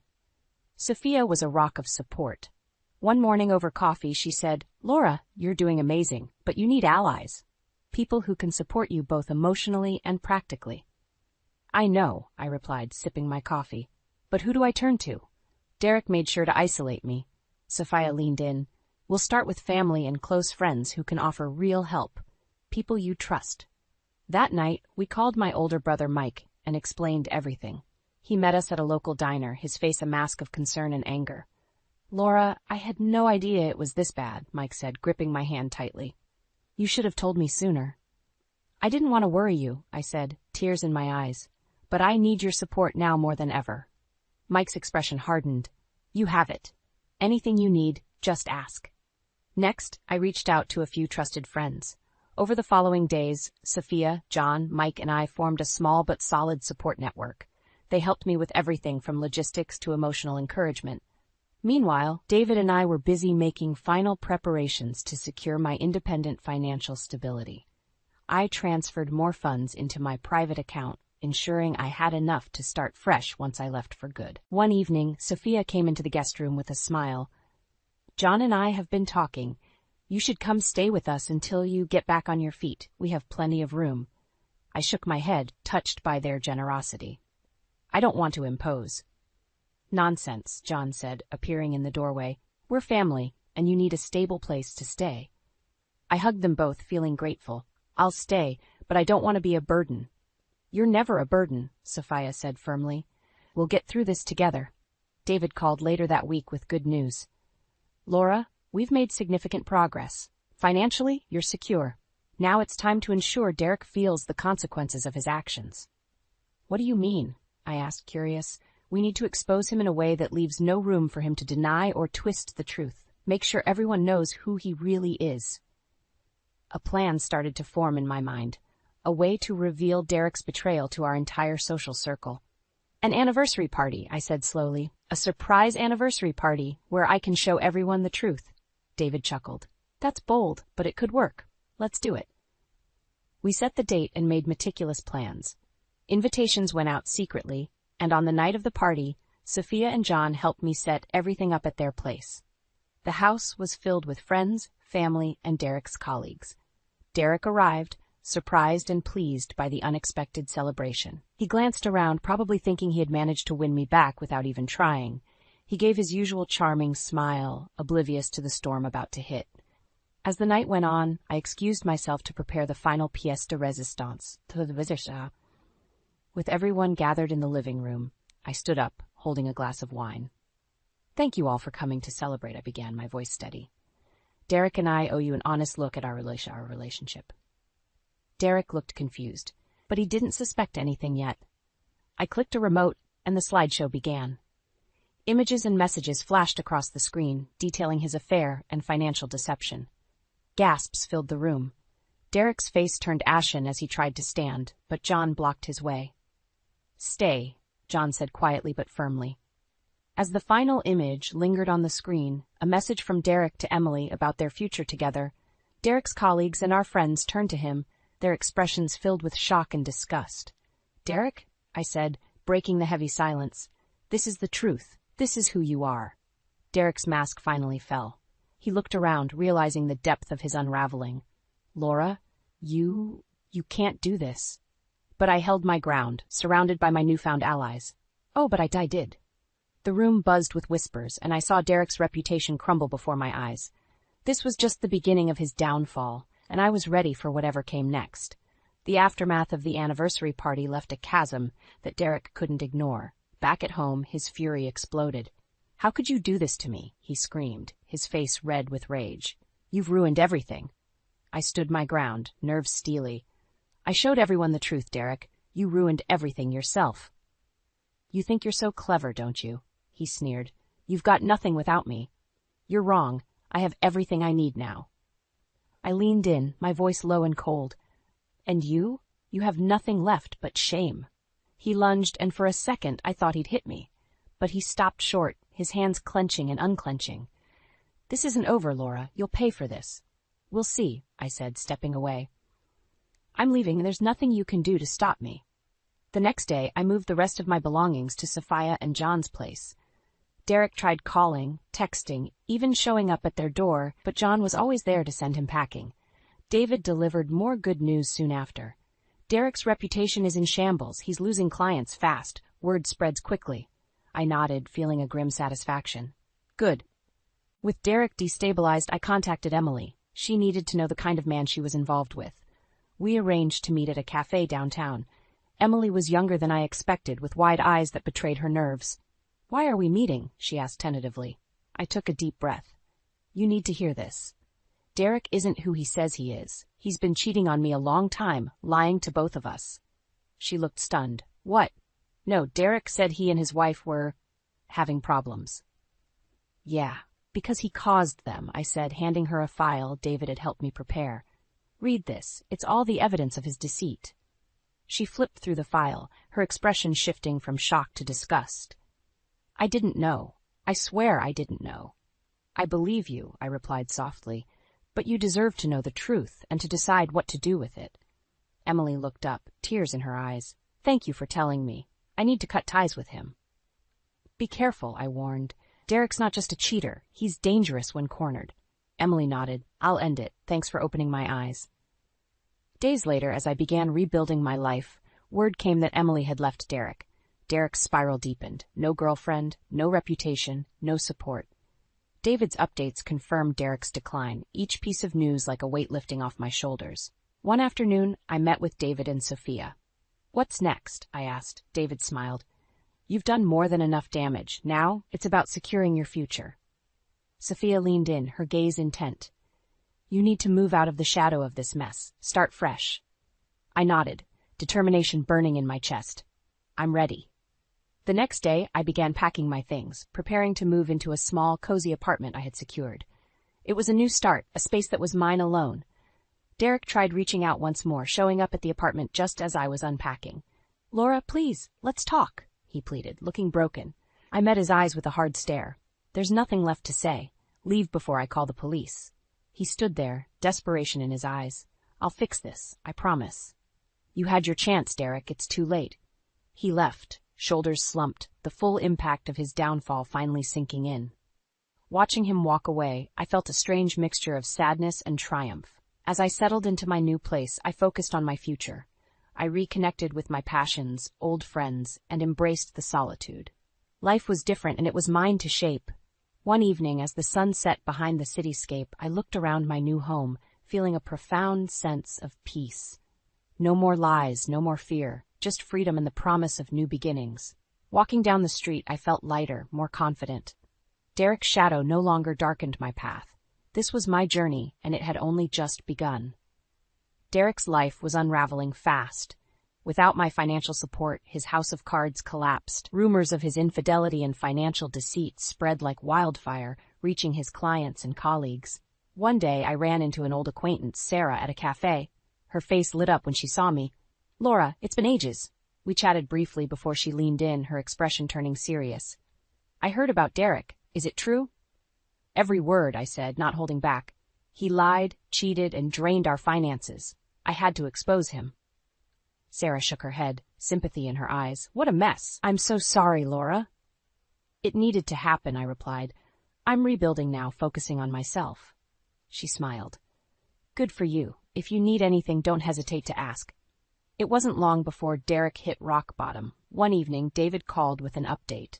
"Derek's been let go from his job. His colleagues lost all respect for him." "He deserves it," I said, feeling a grim satisfaction. "What's next for him?" David sighed. "He'll likely try to find new work, but with his reputation, it won't be easy." I nodded, thinking about how far I'd come. "Thanks, David. I appreciate everything you've done." As days turned into weeks, Derek's desperation grew. One afternoon, I received a call from an unknown number. Hesitantly, I answered. "Laura, it's Derek," his voice cracked, full of vulnerability. "I need your help." "No, you don't," I replied, keeping my voice steady. "You need to face the consequences of your actions." "Please," he begged. "I've lost everything. I can't do this alone."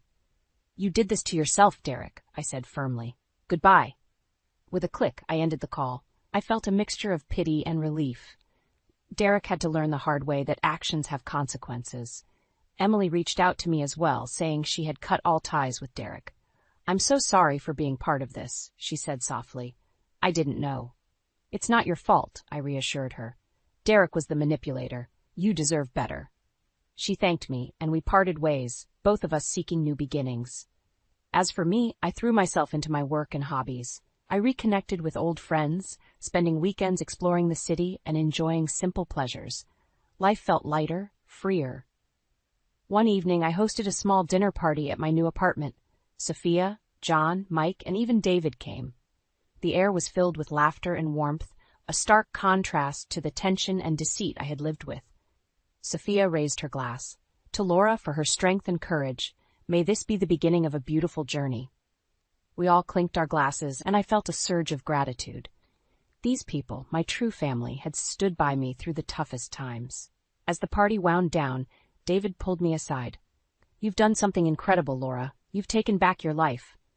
"I couldn't have done it without all of you," I said, glancing around the room at my loved ones. "Thank you." He smiled. "Here's to moving forward, then." In the days that followed, I saw Derek once more. He was a shadow of his former self. Sitting alone in a cafe, staring blankly at a cup of coffee. Part of me wanted to offer solace, but I knew it wasn't my place. Instead, I walked past, my head held high. This was my story now, free from his toxic influence. With renewed strength and an open heart, I embraced my independence. Each step I took was a reminder of my journey, from betrayal to empowerment. Life was mine to shape, and I was determined to make every moment count. I had faced darkness and emerged stronger, ready to build a future filled with light and possibility. As I continued on my path, I knew one thing for sure. I was unstoppable. Moving into my new, cozy apartment felt like stepping into a fresh chapter of my life. I decorated it with pieces that reflected my taste, each detail carefully selected. A sense of peace settled in, a stark contrast to the chaos that had dominated my world. One morning, while brewing coffee, my phone buzzed. It was a text from an old friend, Rachel. "Hey, Laura, just heard about everything. Can we catch up? Lunch?" I smiled, glad for the reconnection. "Sounds great. Let's meet at the bistro by the park." At lunch, Rachel listened intently as I recounted the betrayal and the fallout. Her eyes widened in disbelief. "Wow, Laura, that's intense. How did you manage?" "With a lot of help. My friends and family were my support system, I replied, warmth flooding my chest as I thought of them. And now, I'm just focusing on living the life I want. Rachel grinned. Good for you. You always had a fire in you. Reconnecting with old friends became a regular part of my routine. Each meeting brought laughter, memories, and a sense of healing. I was rebuilding, piece by piece. One day I received a call from an unfamiliar number. Hello? Laura, it's Emily. Emily, is everything all right? I asked, surprised. She took a deep breath. I just wanted to say thank you, Senior, for showing me the truth about Derek. It was hard, but I've moved on, started a new job, meeting new people. That's wonderful to hear, Emily. You deserve happiness. You too, Laura. Take care, she said before hanging up. Hearing Emily's progress felt like another weight lifted. The threads of Derek's deceit were finally unwinding, freeing us both. My freelance web development business began to flourish. I took on projects that excited me, each one a step toward professional fulfillment. The freedom to choose made all the difference. One afternoon, as I was finalizing a project, there was a knock on the door. It was David, holding a bottle of wine. Thought we'd celebrate your newfound independence, he said with a smile. We sat on the balcony, the city skyline glowing as the sun set. So, Laura, how does it feel to be here after everything? I sipped my wine, feeling the cool breeze. It feels freeing. I didn't realize how much weight I was carrying until it was gone. David nodded. You've come a long way. What's next for you? I'm focusing on me now, my work, my passions, maybe even travel once things settle. He raised his glass. Here's to new beginnings. To new beginnings, I echoed, clinking my glass with his. As the months passed, I explored old interests and discovered new ones. I took up painting, joined a book club, and even tried my hand at cooking exotic recipes. Life was full, vibrant. One evening, while shopping for groceries, I bumped into an old colleague, Marcus. We chatted briefly, catching up on life. He mentioned a new tech startup looking for experienced developers. You'd be perfect for it, Laura. Interested? I smiled, feeling a spark of excitement. Send me the details. I'd love to know more. Opportunities seemed to unfold naturally, reflecting my new mindset. I was no longer bound by fear or betrayal. I was free to chase my passions and dreams. Sophia and John remained close, often hosting dinner parties that filled my weekends with joy and laughter. One evening, as we sat around their dining table, Sophia leaned over and whispered, I'm proud of you, Laura. You've rebuilt yourself from the ground up. Thank you, I replied, feeling a swell of gratitude. I couldn't have done it without you all. Walking home that night, I felt a deep sense of contentment. The streets were quiet, the city lights casting a warm glow. I had taken back my life, turned pain into strength, and embraced a future full of possibilities. As I stepped into my apartment, I looked around, smiling. This was my sanctuary, a symbol of my resilience. My journey had been tumultuous, but it led me here to a place of peace and empowerment. This was my life now, authentic, self-defined, and filled with hope. I walked confidently into the future, knowing I was unstoppable. The shrill ringing of my phone jolted me awake from a deep slumber. Instinctively, I reached for it, squinting at the caller ID, Micah. A knot formed in my stomach as I answered, bracing myself for the worst. Mom, I'm so sorry to call this late, but I need to ask you something important. Micah's voice trembled. Can you please increase my allowance? Living on $10 a month is impossible. My heart sank as confusion washed over me. $10 a month? Micah, that can't be right. I've been depositing $200 every month into your account without fail. Silence hung heavy between us, punctuated only by Micah's shaky breaths. Mom, I don't know what to say. I've been struggling to make ends meet, working odd jobs just to afford basic necessities. Guilt and determination surged within me. Stay put, honey. I'll be right there. I ended the call and scrambled to get ready, my mind racing with unanswered questions. The drive to Micah's apartment seemed endless, each red light amplifying my worry. When I finally arrived, the sight that greeted me was gut-wrenching. My son, once vibrant and full of life, now appeared gaunt and hollow-eyed, his tiny studio apartment devoid of warmth. Micah, I choked back tears, enveloping him in a tight embrace. Why didn't you tell me things were this bad? He clung to me, his body trembling. I didn't want to burden you, Mom. You work so hard already. Anger bubbled up inside me, directed at whoever was responsible for this injustice. I immediately withdrew a substantial amount of cash from the nearest ATM, pressing it into Micah's hands. This should tide you over for now. I promise we'll get to the bottom of this mess. As I held my son close, determination burned within me. Someone had betrayed our trust, and I would stop at nothing to uncover the truth and make things right again. After the initial shock of seeing Micah's living conditions, I wasted no time. We bundled up and drove straight to my place, my mind consumed with outrage and determination to solve this injustice. As soon as we stepped inside, I ushered Micah to the kitchen and whipped up a hearty meal, watching him devour it ravenously. Each mouthful seemed to breathe life back into his sunken cheeks, and a glimmer of hope flickered in his eyes. Once he'd finished, I poured us both a glass of water and sat across from him, steeling myself for the tough conversation ahead. Micah, I need you to tell me everything. When did you first notice something was off with your allowance? He took a deep breath, his gaze fixed on the table. A few months ago, the deposits just stopped coming. At first, I thought it might be a glitch or a missed payment, but when it kept happening, I knew something was seriously wrong. Anger coiled inside me like a viper, ready to strike. And you never thought to let me know? Honey, you should have come to me sooner. Micah's eyes glistened with unshed tears. I didn't want to add to your stress, Mom. You work such long hours at the hospital. I thought I could handle it on my own, but... His voice cracked, and he buried his face in his hands.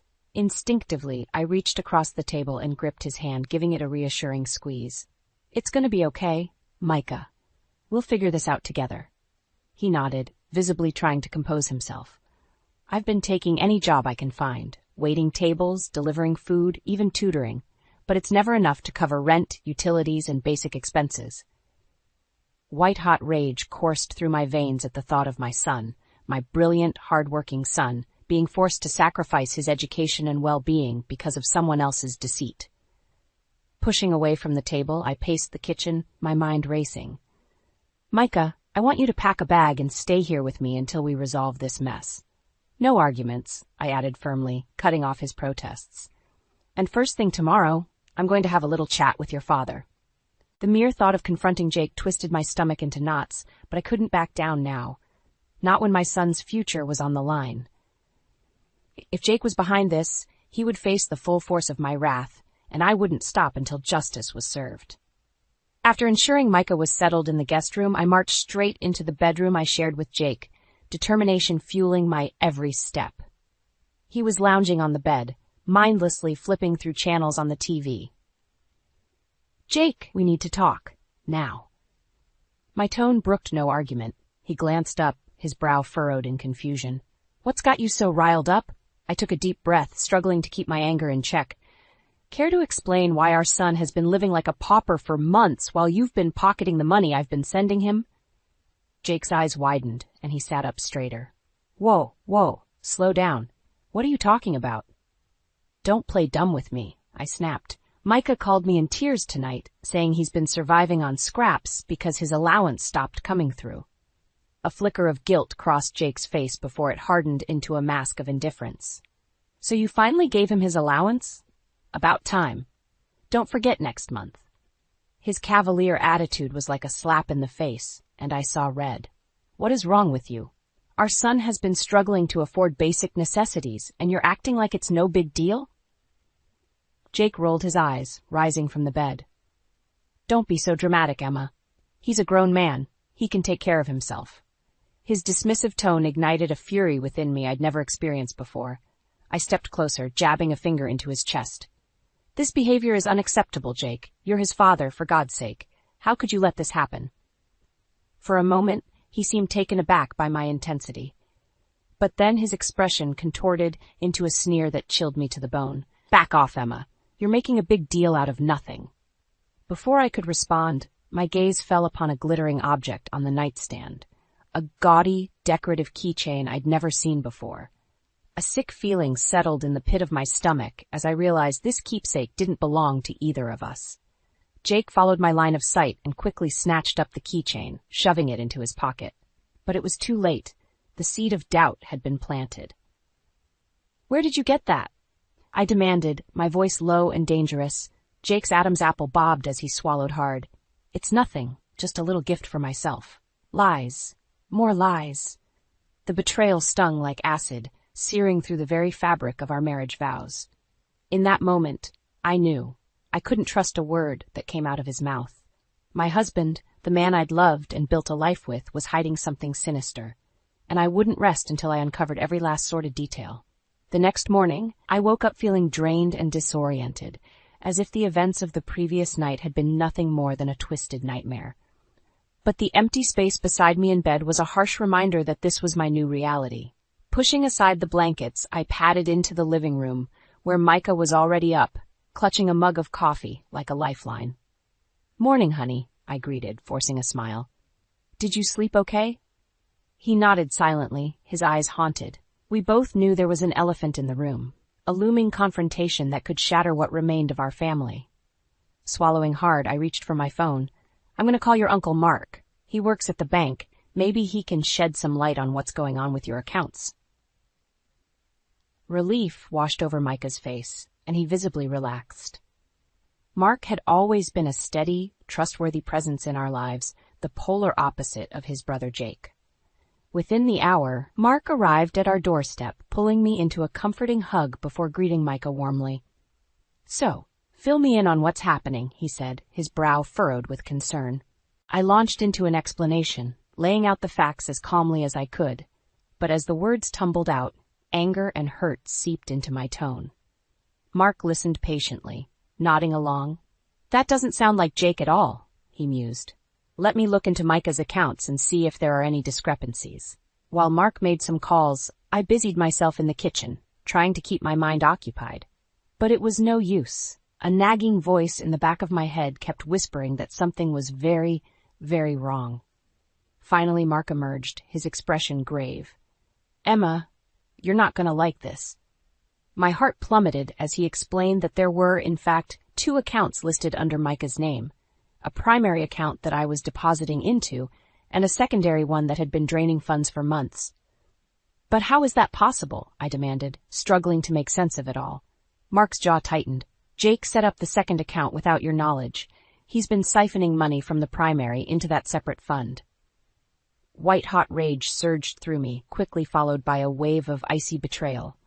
Jake had been lying to me all along, stealing from our own son for God knows what reason. "That bastard," I hissed, slamming my fist onto the counter. Micah flinched, his eyes wide with worry. Mark placed a calming hand on my shoulder. "I know this is a lot to take in, but we need to stay focused and get to the bottom of this." Taking a deep, steadying breath, I nodded. "You're right. Do you think we should hire a private investigator to dig deeper and find out what Jake's really been up to?" The words tasted bitter on my tongue, but I knew it was the only way.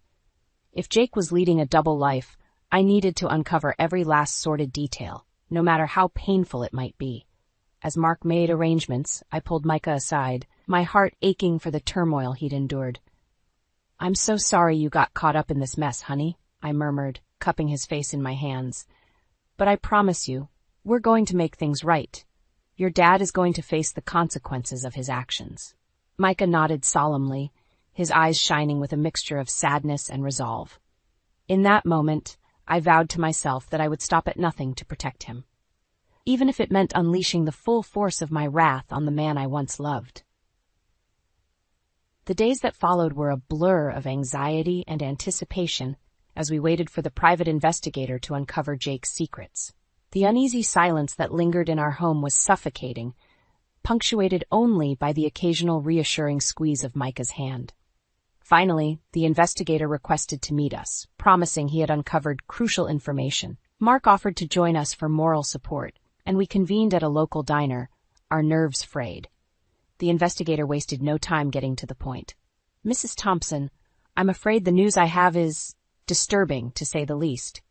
My heart pounded in my ears as he continued. "Your husband, Jake, has been involved in an extramarital affair for quite some time now, with a woman named Sasha, nearly 15 years his junior." A collective gasp rippled through our group, but the investigator pressed on, his expression grim. "That's not all. It appears Jake has been funneling money, your son's allowance, to be precise, into a separate account which he then used to lavish expensive gifts and nights out on this Sasha. My vision blurred with hot, angry tears as the pieces finally clicked into place. The secret bank account, the unexplained keepsake, Jake's hostility, it all made sense now. He had been cheating on me, stealing from our own child to fund his sordid double life. That low-life scumbag, Mark snarled, his hands curled into tight fists. How could he do this to his own family? I opened my mouth to respond, but the words stuck in my throat, choked by the overwhelming sense of betrayal. Instead, I turned to Micah, who sat frozen in stunned silence, his face drained of color. "Honey, I'm so sorry," I rasped, reaching across the table to grasp his hand. "None of this is your fault." Micah blinked rapidly, his eyes glistening with unshed tears. "I can't believe Dad would. How could he?" His voice trailed off, and in that moment I felt a surge of white-hot rage unlike anything I'd ever experienced before. Jake had not only shattered the sacred vows of our marriage, but had also inflicted unimaginable pain on our son, the one person who should have been able to trust him implicitly. Squeezing Micah's hand tightly, I turned to the investigator with a steely resolve. "Thank you for your work on this. I know exactly what needs to be done now." As we stood to leave, Mark pulled me aside, his expression a mixture of concern and support. "Emma, whatever you decide to do next, I've got your back. That snake doesn't deserve a shred of mercy after what he's put you both through." I nodded, my jaw set in grim determination. Jake's web of lies and deceit had finally been exposed, and there would be no escape from the reckoning that awaited him. It was time to gather our families and face him head-on, leaving no room for excuses or manipulation. This was the moment I had been preparing for, the chance to unleash the full force of my wrath and ensure that Jake faced the consequences of his despicable actions. And as Micah and I walked out into the warm afternoon sun, I silently vowed that justice would be served, no matter what it took. The air was thick with tension as our families gathered in the living room, their expressions ranging from confusion to outright hostility. Jake sat apart from the group, his face a mask of forced nonchalance that did little to conceal the anxiety simmering beneath the surface. As I paced before them, clutching the damning evidence in my trembling hands, an eerie hush fell over the room. All eyes were fixed on me, awaiting the bombshell I was about to drop. "Thank you all for coming," I began, my voice steady despite the storm of emotions raging inside me. "I've called you here today because it's time Jake's deceit and betrayal were brought to light." A ripple of murmurs spread through the crowd, but a sharp look from my father quickly silenced them. Squaring my shoulders, I turned to face Jake head-on. "Jake, you've been having an affair with a woman named Sasha, and to fund your sordid little tryst, you've been stealing from our son, Micah, embezzling the money I've been sending him for his allowance and living expenses." The words hung heavy in the air, and for a moment, Jake's expression remained impassive. But then, his mask began to crack, twisting into a sneer of defiance. "You've got no proof of any of that," he spat, his eyes darting around the room as if seeking an ally. But I was ready, brandishing the stack of evidence like a weapon. "Oh, but I do.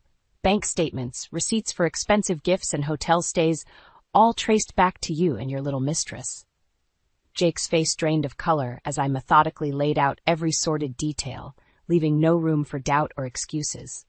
Beside me, Micah sat rigid, his hands clenched into tight fists as the full extent of his father's betrayal sank in. As the last damning piece of evidence was revealed, a hush fell over the room, punctuated only by the sound of Jake's ragged breathing. It was as if the air had been sucked out, leaving us all gasping for oxygen in the wake of such staggering deception. Then, from the corner of my eye, I saw movement. A petite woman with heavily made-up features slinking towards the center of the room. Sasha, the woman who had so callously inserted herself into our lives and torn our family apart. Well, it seems the jig is up," she purred, her voice dripping with false sweetness as she sidled up to Jake. "Did you really think you could keep me a secret forever, darling?" Jake recoiled from her touch, his face contorted in a mixture of anger and shame. "Sasha, what are you doing here?" But she merely laughed, a cruel, mocking sound that sent shivers down my spine. "Oh, Jake, you're just too easy. Did you really think I loved you? That this was anything more than a means to an end?" The silence that followed was deafening, broken only by the sound of my mother's muffled sobs. Jake sat frozen, his mouth hanging open in a twisted parody of shock and anguish. You used me?" he croaked, his voice barely above a whisper. Sasha rolled her eyes, examining her perfectly manicured nails with a bored expression. "Of course I did, you idiot. Did you really think a woman like me would settle for a pathetic loser like you if there wasn't something in it for me?" Her words cut deeper than any knife, and I could see the fight draining from Jake's body with every venomous syllable. In that moment, he was utterly broken. A shell of the man I had once loved, stripped bare by the very woman he had sacrificed everything for. As Sasha sauntered out, leaving a trail of devastation in her wake, an eerie silence descended upon the room. Jake remained motionless, his gaze fixed on some distant point as the weight of his actions finally came crashing down around him. It was over. The truth had been laid bare, and there was no turning back. All that remained was to pick up the pieces and begin the long, arduous process of healing. A journey that would test the limits of our strength and resolve, but one that we would undertake together, united in our determination to overcome the betrayal that had nearly torn us apart. The silence that hung in the air was suffocating, broken only by the occasional muffled sob or sharp intake of breath. Jake sat hunched in his chair, his head cradled in his hands as the full weight of his deception bore down upon him. Beside me, Micah shifted uncomfortably, his jaw clenched tight as he struggled to process the avalanche of revelations. I reached out and gave his hand a reassuring squeeze, drawing strength from his presence. Finally, after what felt like an eternity, Jake lifted his head, his eyes rimmed with unshed tears. "Emma, His voice cracked and he swallowed hard. "I don't know what to say." The apology died on his lips as my father abruptly rose from his seat, his face thunderous. "Save it, Jake," he growled. "Your actions speak louder than any words ever could." Jake flinched as if he'd been physically struck, his gaze dropping to the floor in shame. Seizing the opportunity, I stepped forward, unfurling the divorce papers I'd had drawn up. "These are standard divorce proceedings," I stated, my tone clipped and businesslike. "You'll also be responsible for compensating Micah for the full amount you embezzled from his accounts, plus interest." A collective murmur rippled through the room, but I held up a hand, silencing them. "I'm also seeking additional damages for the emotional turmoil and distress you've put us through." Jake's head snapped up, his eyes widening in disbelief. "Emma, you can't be serious." But I was deadly serious. This man, this stranger who had once been my husband, had shattered our family's trust in the most despicable way imaginable. He deserved no mercy, no second chances. "Sign the papers, Jake," I said, my voice laced with steel. "It's the only way to begin making amends for what you've done." For a long moment he simply stared at me, as if willing me to back down or offer him a lifeline. But when none came, his shoulders slumped in defeat. With trembling hands he reached for the pen and scrawled his signature across the dotted line, sealing his fate. As the papers were shuffled and handed off to my lawyer, a heavy silence descended upon the room once more. Jake remained motionless, his gaze fixed on the floor as the weight of his actions finally sank in. It was then that a commotion erupted from the hallway, the unmistakable sounds of angry shouting and scuffling. Before anyone could react, Sasha burst through the door, her perfectly coiffed hair in disarray and makeup smeared. "You lying, cheating scumbag," she screeched, her eyes wild and accusing as she zeroed in on Jake. "You told me you were some hotshot CEO, not some washed-up loser living off his wife's income." Jake recoiled as if he'd been struck, his mouth opening and closing wordlessly as Sasha advanced on him, her manicured nails bared like claws. "I can't believe I let you touch me, let alone waste my time and money on you," she spat, her words dripping with venom. "You're nothing but a pathetic, spineless excuse for a man." With each blistering insult, Jake seemed to shrink further into himself, his facade of bravado crumbling under the onslaught of Sasha's fury. As the rest of us looked on in stunned silence, Sasha whirled on her heel and stormed out, leaving a trail of destruction in her wake. Jake remained frozen, his eyes glassy and unfocused, as if he'd finally glimpsed the depths of his own depravity. In that moment, I felt a strange sense of pity wash over me, This broken, pathetic shell of a man was barely recognizable as the person I had once loved and built a life with. His betrayal had been unforgivable, but in the end, he was the architect of his own downfall. A cautionary tale of what happens when greed and lust are allowed to fester unchecked. As my family members began to disperse, offering murmured words of support and consolation, I turned to Micah, my heart swelling with a renewed sense of purpose. "It's over," I said softly, brushing a stray tear from his cheek. "Your dad's lies and deceit have finally caught up to him. Now it's time for us to start fresh, to rebuild and move forward, stronger than ever before." Micah nodded, his expression a mix of sadness and determination. We had endured the unimaginable, but our bond had only grown stronger in the face of such adversity. As we turned and walked out into the crisp evening air, I knew that while the road ahead would be long and challenging, we would tackle it together, side by side, a united front, forged in the fires of betrayal and tempered by an unshakable resilience that no force on earth could break. In the weeks that followed, Jake's world unraveled at a dizzying pace. The fallout from his sordid affair and financial misdeeds proved to be a maelstrom from which there was no escape. My lawyer wasted no time in pursuing the compensation and damages outlined in the divorce papers. With irrefutable evidence of his embezzlement and betrayal, Jake had no choice but to comply, a fact that left him seething with impotent rage. "This is highway robbery," he raged one day, slamming his fist on the table as we finalized the transfer of funds to cover Micah's losses. "You're bleeding me dry, Emma." I leveled him with an icy glare, unfazed by his outburst. "You brought this on yourself, Jake? Consider this a mere fraction of the price you'll pay for your despicable actions." His face flushed an ugly shade of crimson, but he knew better than to argue. With each dollar he was forced to relinquish, I could see the fight draining from his eyes, replaced by a weary resignation. As if the financial burden wasn't enough, Jake's professional life soon crumbled as well. News of his infidelity and fraudulent activities quickly spread through the company grapevine, and before long he found himself unceremoniously dismissed. A disgraced pariah in the industry he had once thrived in.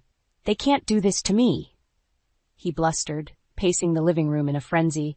"I built that company from the ground up. Those ungrateful bastards owe me." But his protests fell on deaf ears. The corporate world had no tolerance for the kind of moral bankruptcy he had displayed, and he soon found himself blacklisted, his once promising career reduced to ashes. As Jake's life spiraled further into disarray, Sasha wasted no time in cutting her losses and fleeing town, her appetite for drama and chaos finally sated. But not before my legal team ensured she faced the consequences of her actions, too. "You really thought you could just waltz in, ruin my family, and walk away scot-free?" I challenged her during one particularly heated confrontation. Sasha merely shrugged, examining her perfectly manicured nails with a bored expression. "It was fun while it lasted, I guess. But Jake was never really my type. Too clingy, too desperate." Her callous indifference was maddening, but I refused to let her get under my skin. "Well, I hope you enjoyed your little game, because you're about to pay the price." True to my word, Sasha found herself embroiled in a legal quagmire that left her finances in tatters. Any ill-gotten gains she had acquired through her dalliance with Jake were swiftly clawed back, leaving her to slink away in disgrace, her reputation in ruins. As the dust settled and a sense of normalcy began to return, I found myself reflecting on the tumultuous journey that had brought us to this point. The road had been paved with heartbreak and betrayal, but we had emerged from the flames tempered and stronger than ever before.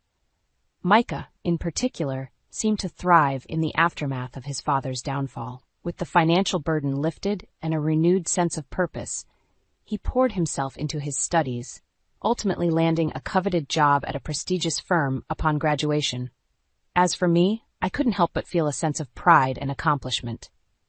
I had stared down the face of adversity and emerged victorious, my unwavering determination to protect my family proving to be an unbreakable force.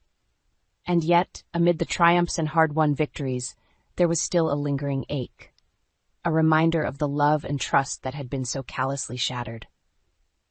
Jake's actions had left scars that would never fully heal, a constant reminder of the fragility of the bonds we once thought unbreakable. But as I watched Micah thriving in his new life, surrounded by a supportive network of friends and colleagues, I knew that we had weathered the storm. We had faced the darkness head-on and emerged into the light, our resilience and love for one another shining brighter than ever before. And in that moment, I silently vowed to never lose sight of the hard-won wisdom we had gained. That true strength lies not in the absence of adversity, but in the courage to face it head-on and emerge stronger on the other side. I stared at my reflection in the bathroom mirror, my hands trembling as I gripped the edge of the sink. Mom's words echoed in my head, each one a dagger to my heart. "Jordan, honey, I'm worried about you," she had said over our weekly Sunday brunch.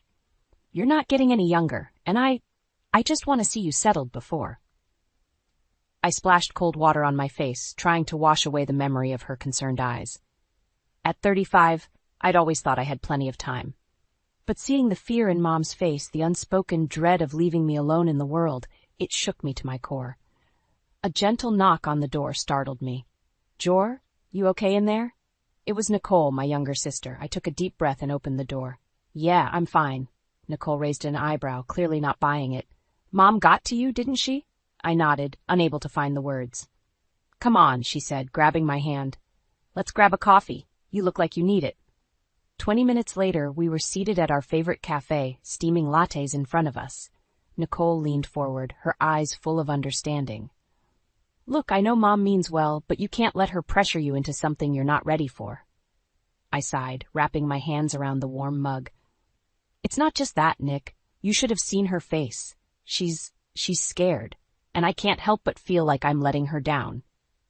"You're not letting anyone down," Nicole insisted.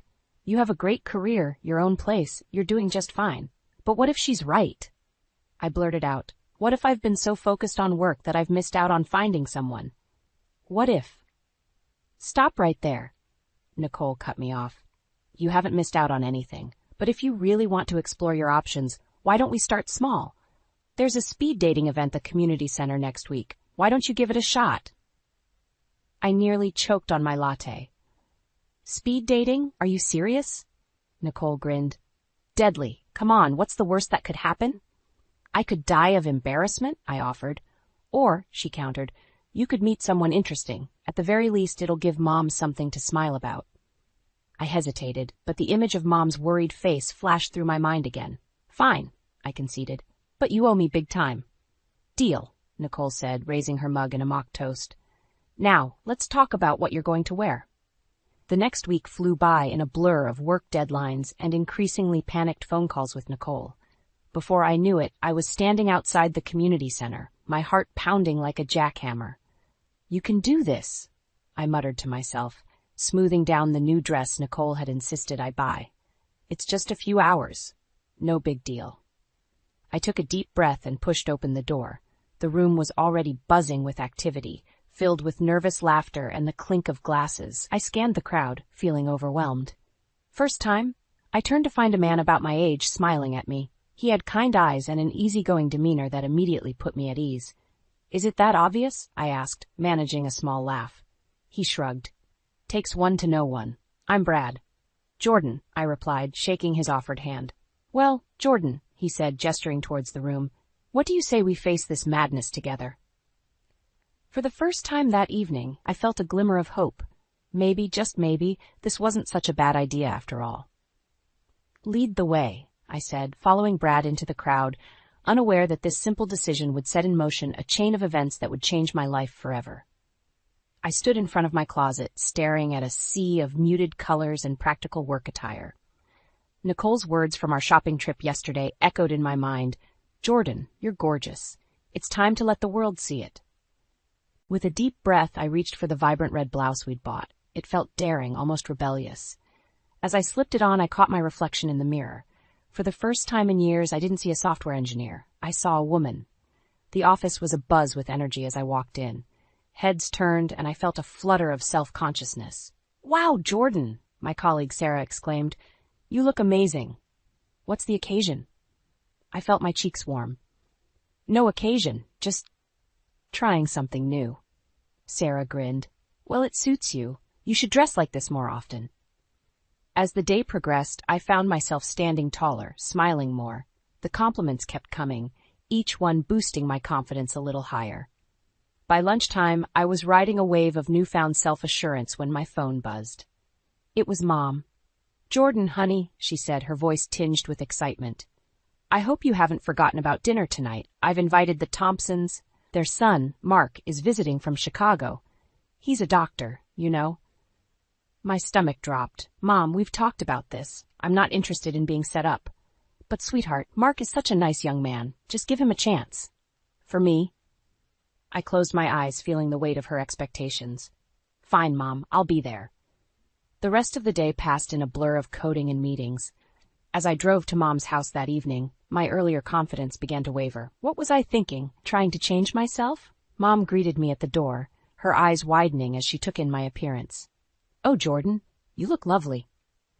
Before I could respond, she ushered me into the living room where the Thompsons sat with their son. Mark stood up, offering a polite smile that didn't quite reach his eyes. Dinner was a painful affair. Mark droned on about his medical practice while Mom beamed at us, clearly envisioning wedding bells. I pushed my food around my plate, feeling more out of place with each passing minute. As Mom cleared the dishes, Mrs. Thompson leaned in. "So, Jordan, do you have any plans to settle down? A career is nice, but there's nothing like having a family." I felt a surge of anger. "Actually, I'm quite happy with my life as it is." The room fell silent. Mom returned, her face a mask of disappointment. "Jordan, why don't you help me in the kitchen?" Once we were alone, she turned to me. "Honey, I'm just trying to help. You're not getting any younger, and—" "Stop it, Mom," I snapped, surprising us both. "I'm tired of you trying to fix me. There's nothing wrong with my life." Tears welled in her eyes. "I just want you to be happy." "I am happy," I insisted, but the words felt hollow. The drive home was a blur of conflicting emotions. As I walked into my apartment, my phone buzzed with a text from Nicole. "How'd it go with Mom's setup?" I sank onto the couch, suddenly exhausted. "Disaster," I typed back. "I don't know what I'm doing anymore, Nick." Her response was immediate. "Come over tomorrow. I have an idea." The next morning, I found myself at Nicole's doorstep, still feeling raw from the previous night's events. "Okay," Nicole said as soon as I walked in, her eyes gleaming with determination. "We're going to that speed dating event." I groaned. "Nick, I don't think—" "No arguments," she cut me off. "You tried Mom's way, now we're doing this my way." As I looked at my sister's resolute face, I realized I had a choice to make. I could retreat back into my comfortable, predictable life, or I could take a leap into the unknown. With a mix of trepidation and excitement, I nodded. "All right, let's do it." Little did I know that decision would set me on a path that would change everything. The community center buzzed with nervous energy as I stepped inside, my heart pounding. Nicole gave my hand a reassuring squeeze before disappearing into the crowd. I was on my own. "Ladies and gentlemen, welcome to our speed dating event." The coordinator's voice rang out. "You'll have 5 minutes with each partner. When you hear the bell, move to the next table. Ready? Begin." I sat down at my first table, facing a man with a receding hairline and a forced smile. "Hi, I'm Steve," he said, his eyes darting around the room.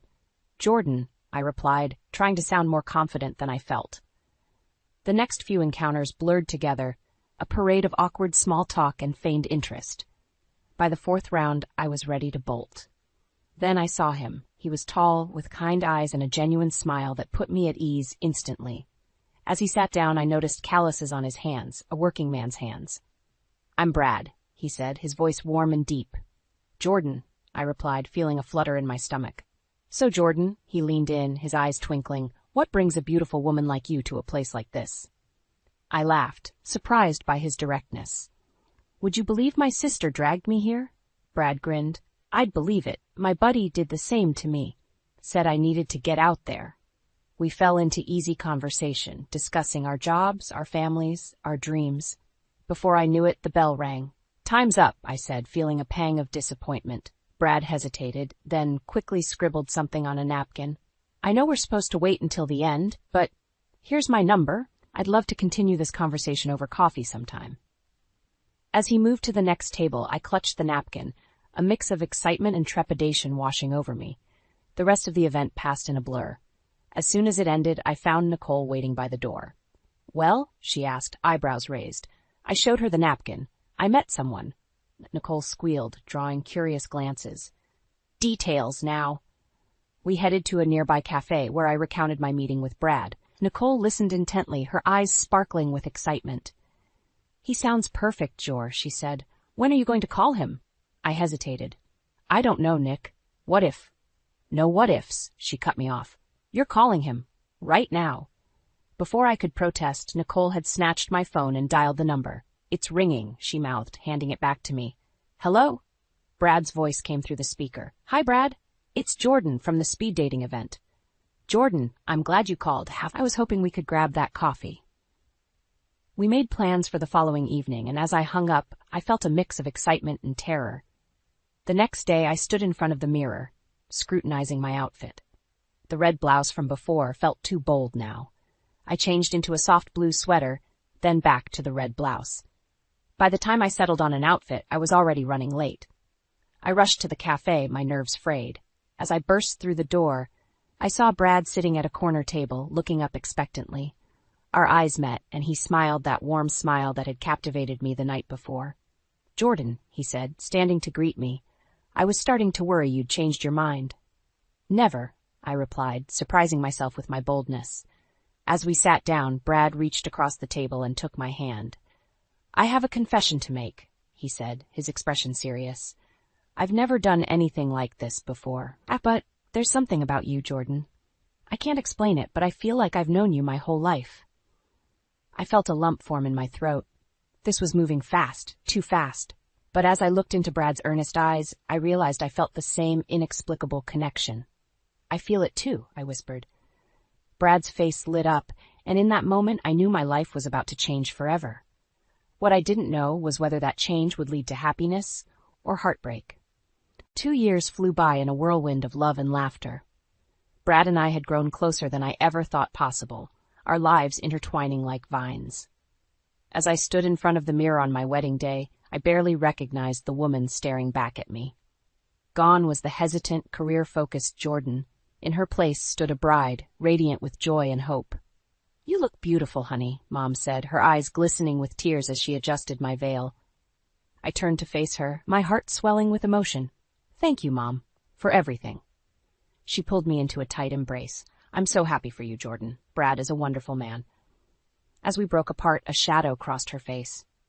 I just wish his family could be here to share this day. I felt a pang of sadness. Brad's strained relationship with his parents had been a source of tension throughout our engagement. They'd refused to attend the wedding, citing irreconcilable differences with their son's life choices. We're his family now, Mom, I said, squeezing her hand. That's all that matters. The ceremony was simple but beautiful. As Brad and I exchanged vows, I felt a sense of completeness I'd never experienced before. When the officiant pronounced us husband and wife, the small gathering of friends and family erupted in cheers. At the reception, Nicole cornered me by the punch bowl, her eyes sparkling with mischief. So, Mrs. Bradford, she teased, how does it feel to be a married woman?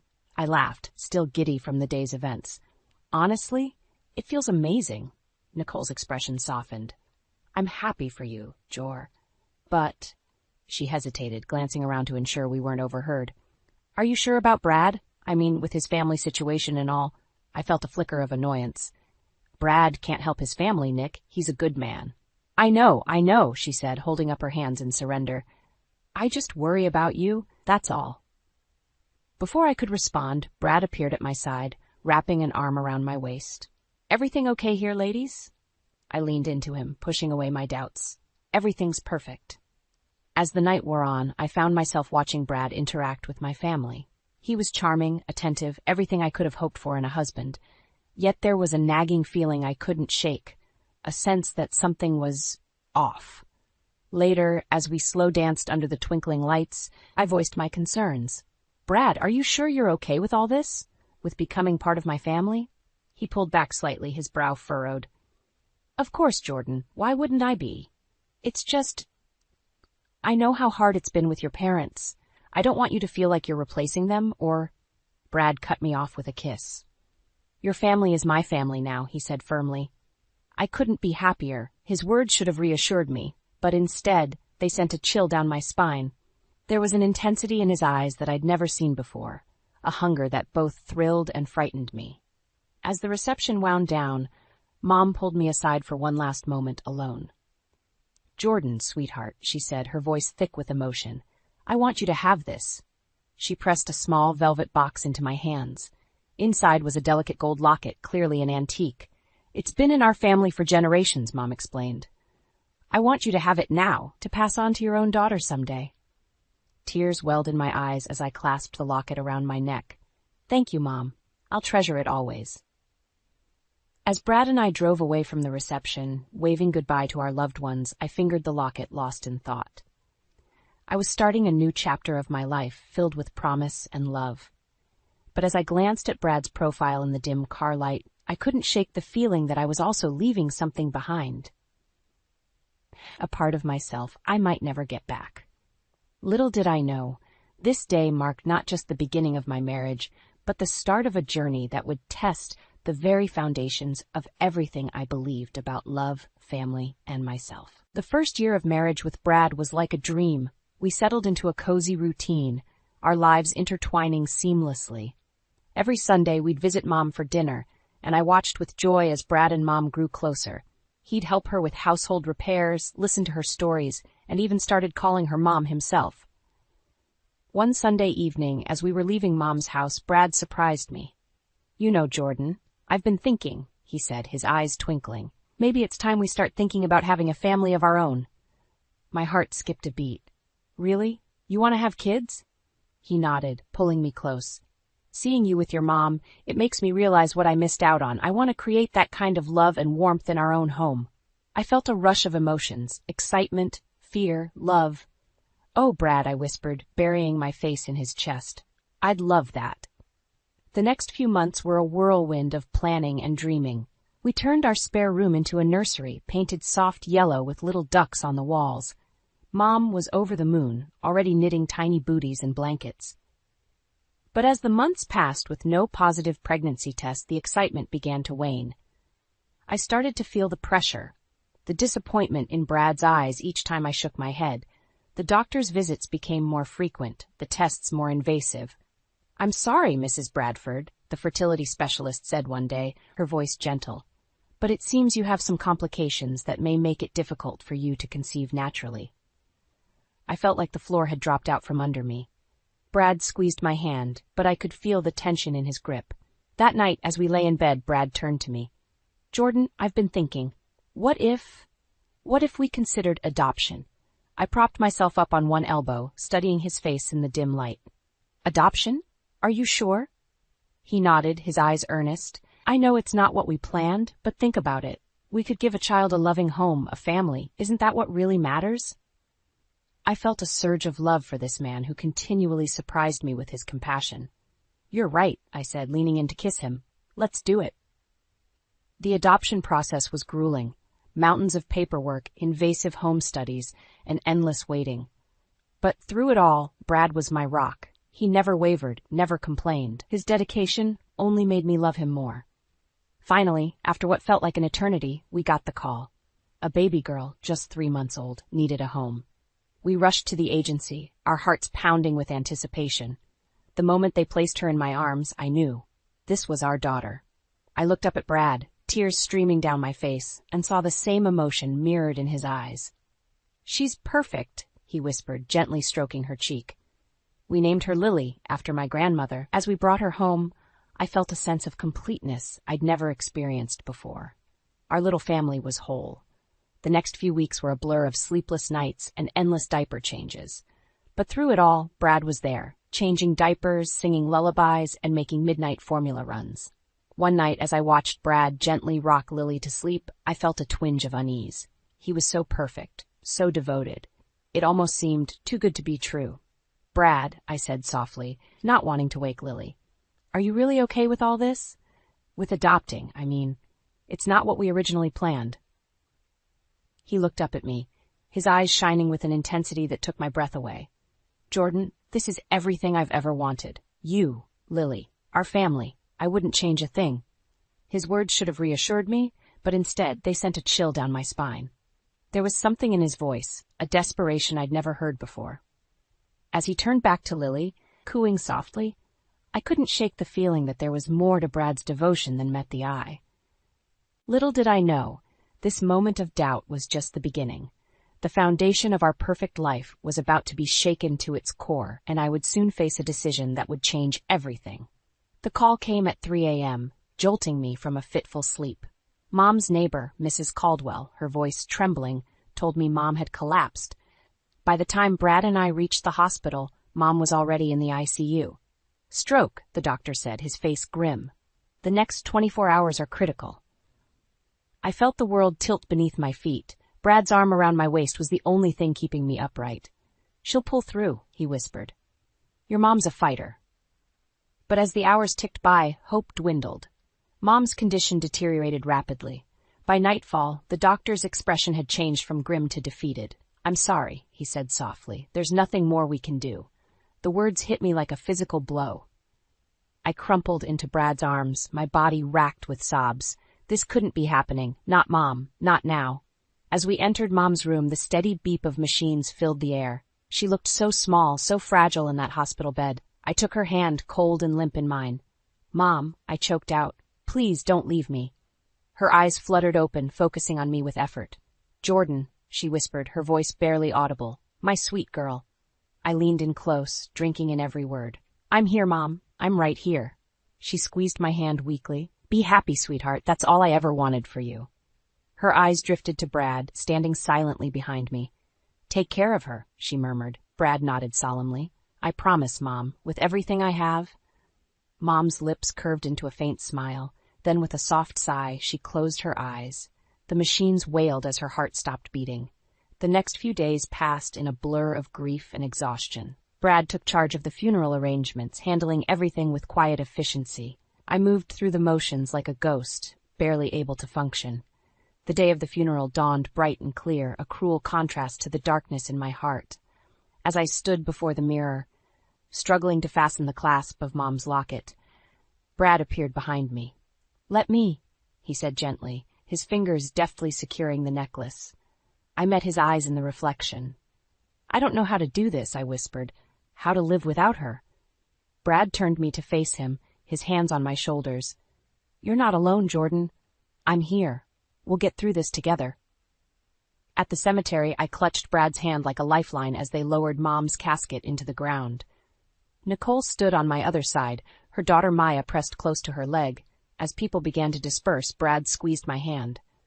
I'll give you a moment alone, he said, moving away. I knelt by the fresh mound of earth, tears streaming down my face.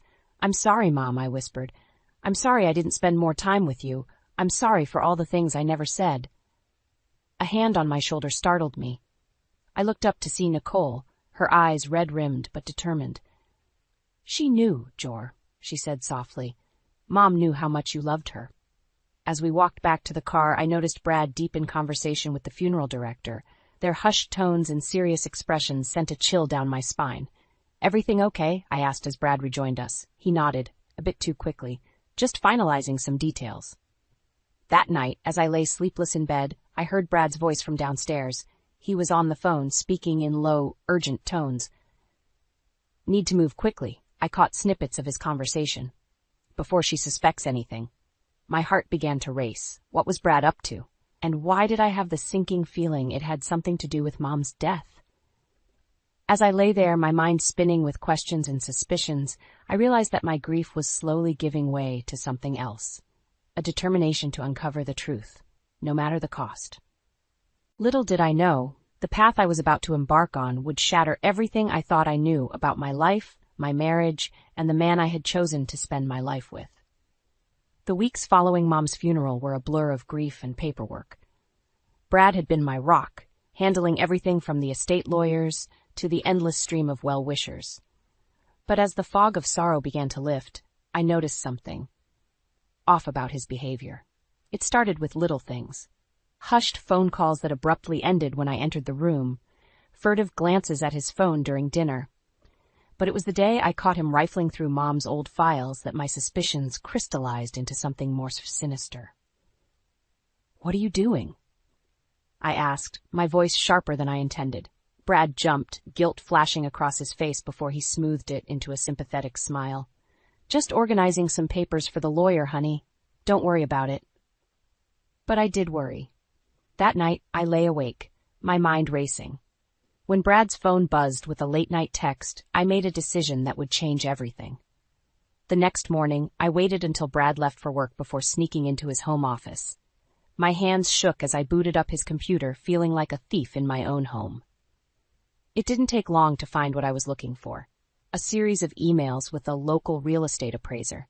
My blood ran cold as I read the messages. Brad had been secretly getting Mom's house appraised. But why? We had agreed to keep it in the family, a place for Nicole and her daughter to live. Suddenly, a noise from downstairs made me jump. Brad's voice called out, "Jordan, you home?" Panic surged through me. I quickly closed the emails and shut down the computer, my heart pounding so loud I was sure Brad would hear it.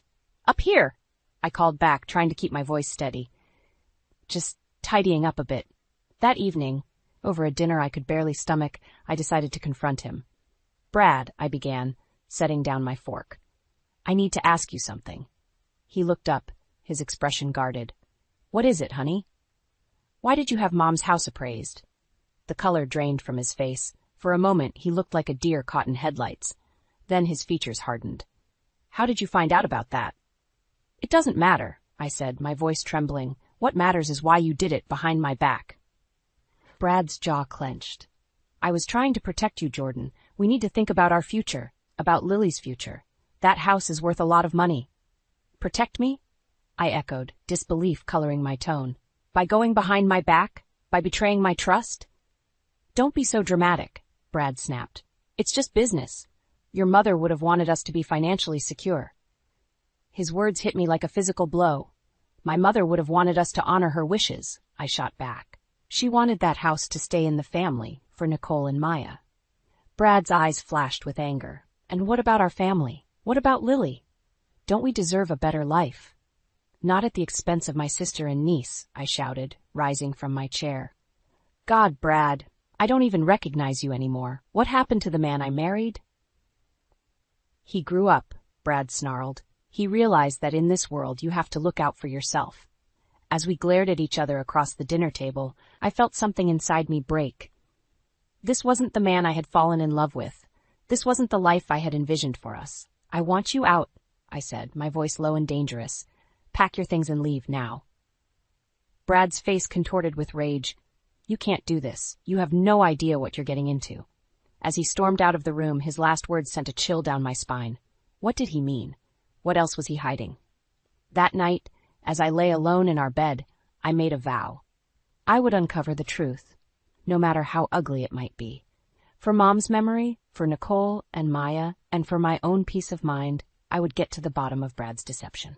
Little did I know, the truth would be far more devastating than I could have ever imagined. The truth hit me like a freight train. As I sat in the lawyer's office, staring at the documents spread before me, I felt my world crumbling around me. Brad, the man I had loved and trusted, had been living a lie. "I'm sorry, Mrs. Bradford," the lawyer said gently, "but it appears your husband has accrued a significant gambling debt over the past few years. He's been using your mother's house as collateral." My hands shook as I leafed through the papers. Hundreds of thousands of dollars, borrowed against Mom's home. Our home. The home that was supposed to be a safe haven for Nicole and Maya. "How?" I choked out. "How could he do this?" The lawyer's sympathetic gaze did nothing to ease the pain. "I'm afraid it gets worse. There's evidence that Mr. Bradford may have, hastened your mother's passing to gain access to the property sooner." The room spun. I gripped the edge of the desk, fighting the urge to be sick. Brad hadn't just betrayed me, he'd betrayed Mom's memory, her trust in him. And for what? For money to fuel his addiction? I left the office in a daze, my mind reeling. As I drove home, a cold determination settled over me. This ends now, I thought. Brad was waiting when I got home, his face a mask of false concern. "Where have you been, honey? I've been worried sick." I looked at him, really looked at him, and wondered how I had ever been so blind. "It's over, Brad," I said, my voice steady despite the turmoil inside. "I know everything." His facade crumbled instantly. "Jordan, I can explain." "Explain what?" I cut him off. "How you gambled away our future. how you used my mother's house as your personal piggy bank, or maybe you'd like to explain how you hastened her death. Brad's face went pale. That's not true. I loved your mother. I would never. Save it, I spat. I want you out of this house and out of my life. Now. As Brad packed his things, casting desperate glances my way, I felt a strange sense of calm settle over me. This wasn't the end I had envisioned for us, but it was the end we deserved. Once he was gone, I called Nicole. Can you come over? I asked, my voice breaking. And bring Maya. I need you both. An hour later, we sat around Mom's old kitchen table, the same one where we'd shared so many family dinners. I told them everything. Brad's betrayal, the gambling, the threats to our home. Nicole reached across the table, squeezing my hand. Oh, Jor, she whispered. I'm so sorry. Maya, wise beyond her years, looked up at me with determination in her eyes. We'll fix this, Aunt Jordan, together. Looking at their faces, my sister, my niece, my family, I felt a surge of strength. You're right, I said. We will fix this. This is our home, and no one is going to take it from us. Over the next few weeks, we formulated a plan. I threw myself into work, taking on extra projects to boost our income. Nicole started a small business from home, selling her handmade crafts online. Even Maya pitched in, offering to tutor younger kids in the neighborhood. It wasn't easy. There were nights when the weight of it all felt crushing. But every morning, I'd wake up to the sound of Nicole humming in the kitchen or Maya's laughter echoing through the halls, and I knew we were going to make it. 6 months later, we gathered around that same kitchen table. But this time, instead of bad news, we were celebrating. We had done it. We had paid off Brad's debts and saved our home. As I looked around at the faces of my true family, I felt Mom's presence stronger than ever. I fingered the locket around my neck, the one she had given me on my wedding day. We did it, Mom, I whispered. We kept your home. We kept our family together. Nicole raised her glass. To Mom, she said, her eyes glistening. And to us. To us, Maya and I echoed. In that moment, I realized that sometimes the family you choose is stronger than the family you're born into. Brad had betrayed us, but he had also unwittingly given us a gift, the chance to discover our own strength, our resilience, our love for each other. As we laughed and talked late into the night, I felt a peace I hadn't known in years. This was home. This was family. And no matter what challenges lay ahead, I knew we would face them together. I stared at the bank statement in disbelief, my hands shaking. This couldn't be right. I blinked, hoping the numbers would magically change, but they remained stubbornly the same. A $50,000 loan from Richard's parents? When did this happen? Richard, I called out, my voice echoing through our suburban home. Can you come here for a second?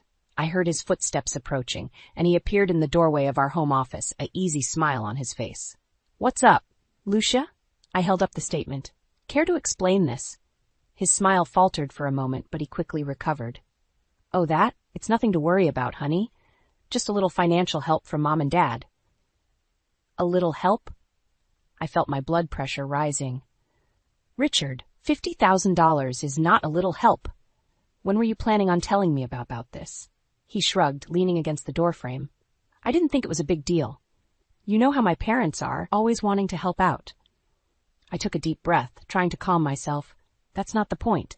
We're married. We're supposed to make these decisions together. Look, Lucia, he said, his tone turning patronizing, I didn't want to bother you with the details. You've been so busy with work lately, I thought I'd handle it. I stood up, facing him directly. Handle it? By going behind my back? We agreed to be open about our finances when we got married, remember? Richard's face hardened. I made an executive decision. Sometimes that's necessary in a marriage. Necessary? I scoffed. What was so necessary that you needed $50,000 without discussing it with me? He waved his hand dismissively. It's complicated, business stuff. You wouldn't understand. That stung. Try me, I challenged. Richard sighed, running a hand through his hair. Look, can we talk about this later? I have a meeting in 10 minutes. I felt the anger bubbling up inside me. No, we can't talk about this later. This is important, Richard. We need to discuss this now. He checked his watch, impatience clear on his face. I don't have time for this right now, Lucia. We'll talk tonight, okay? Before I could respond, he turned and walked away, leaving me standing there, stunned and furious. I sank back into my chair, my mind racing. This wasn't like Richard. We'd always been open with each other, especially about money. What was he hiding? My phone buzzed, startling me. It was a text from my best friend Meredith. "Lunch today? I need girl talk." I smiled despite my anger. Meredith always had perfect timing. "Absolutely," I texted back. "You won't believe what I just found out." As I gathered my things to leave, I noticed a piece of mail on Richard's desk. It was addressed to him, but the return address caught my eye. Stella Jewelers. My stomach twisted. Our anniversary wasn't for months, and my birthday had just passed. I picked up the envelope, weighing it in my hand. It felt like it contained a small box. Should I open it? No, I decided, putting it back down. I wasn't going to stoop to his level of secrecy. But as I walked out the door, the image of that envelope burned in my mind. First the loan, now this mysterious package. What else was Richard hiding? I climbed into my car, my hands gripping the steering wheel tightly. As I pulled out of the driveway, I made a silent vow to myself. I was going to get to the bottom of this, no matter what it took. Richard might think he could keep secrets from me, but he was about to learn just how determined I could be. Little did I know, this was just the beginning of a journey that would turn my entire world upside down. I couldn't shake the unease that had settled over me since discovering Richard's secret loan. As I sat at my desk, trying to focus on work, my mind kept drifting back to our argument. Something wasn't adding up. The ping of an incoming email jolted me from my thoughts. It was from Richard. "Hey, honey, can you transfer $300 to my account for this month's expenses? Thanks." I blinked at the screen, confused. Only $300? That was barely enough to cover groceries, let alone our other bills. Richard's six-figure salary had always covered most of our expenses. What was going on? I picked up my phone and dialed his number. It went straight to voicemail. Typical. "Richard, it's me. We need to talk about this $300. Call me back, please." Hours ticked by with no response. By dinner time, I was fuming. The front door opened, and Richard strolled in, whistling. "Hey, Lucia," he said, dropping his briefcase. "What's for dinner?" I crossed my arms. "We need to talk." His smile faltered. "About what?" "About the $300 you asked for." "Richard, that's not nearly enough for our monthly expenses." "What's going on?" He shrugged, heading for the fridge. "I thought we could tighten our belts a bit, save some money." "Save money," I echoed. "Since when have you been concerned about saving, and why now, right after taking out a huge loan from your parents?" Richard's back stiffened. He turned to face me, his expression guarded. "Look, Lucia, I told you not to worry about that loan. I've got everything under control." "Do you?" I challenged. "Because from where I'm standing, nothing about this seems under control. First the loan, now this. What aren't you telling me?" He slammed the fridge door shut. "For God's sake, Lucia, can't you just trust me? I'm handling our finances. That's my job." "Your job?" I felt my temper rising. "I thought we were partners in this marriage. When did it become your job to make unilateral decisions about our money?" Richard ran a hand through his hair, frustration evident on his face. "You're blowing this way out of proportion. It's just money." Just money? I couldn't believe what I was hearing. "Richard, money is what keeps a roof over our heads and food on our table. It's not just anything." He waved a dismissive hand. "You're being hysterical. I've got everything under control. Now can we please just have dinner and forget about this?" I stood there, stunned by his cavalier attitude. This wasn't the Richard I knew. The man I married would never dismiss my concerns like this. "Fine," I said, my voice cold. "Dinner's in the oven. I've lost my appetite." I turned and walked out of the kitchen, leaving Richard to serve himself. As I climbed the stairs to our bedroom, I heard him muttering under his breath. Once in our room, I sat on the edge of the bed, my mind racing. Something was seriously wrong. Richard's behavior, the secret loan, the measly $300 for expenses. None of it made sense. I pulled out my phone and texted Meredith. "Can we meet for coffee tomorrow? I need your advice." Her response was immediate. "Of course, everything okay?" I stared at the screen, unsure how to respond. Was everything okay? I didn't think so, but I couldn't put my finger on exactly what was wrong. "I don't know," I finally replied. "I'll explain tomorrow." As I set my phone down, I heard Richard's footsteps on the stairs. I quickly wiped away the tears I hadn't realized were falling and steeled myself for another confrontation. But when he entered the room, he didn't say a word. He just grabbed his pajamas and headed for the bathroom, leaving me alone with my thoughts and a growing sense of dread. Whatever was going on with Richard, I was determined to find out, and I had a feeling I wasn't going to like what I discovered. I couldn't sleep that night, tossing and turning as my mind raced with questions about Richard's behavior. By morning, I was exhausted but determined to get answers. While Richard was in the shower, I did something I never thought I'd do. I checked his phone. My hands shook as I scrolled through his messages and emails. What I found made my blood run cold: credit card bills, expensive restaurant receipts, hotel charges, all hidden from our joint account. I heard the shower turn off and quickly put the phone back. When Richard emerged, I was sitting on the bed, my face pale. "Lucia, you okay?" he asked, toweling his hair. I looked up at him, my voice steady despite the turmoil inside. "Richard, we need to talk about our finances, now." He sighed, dropping the towel. "Not this again. I told you, I've got it under control." "Really?" I stood up, my anger rising. "Then explain the credit card bills I found. The restaurants, the hotels. Where's all that money coming from, Richard?" His face darkened. "You went through my phone? What happened to trust?" "Trust?" I laughed bitterly. "You lost that right when you started hiding things from me. Now answer the question."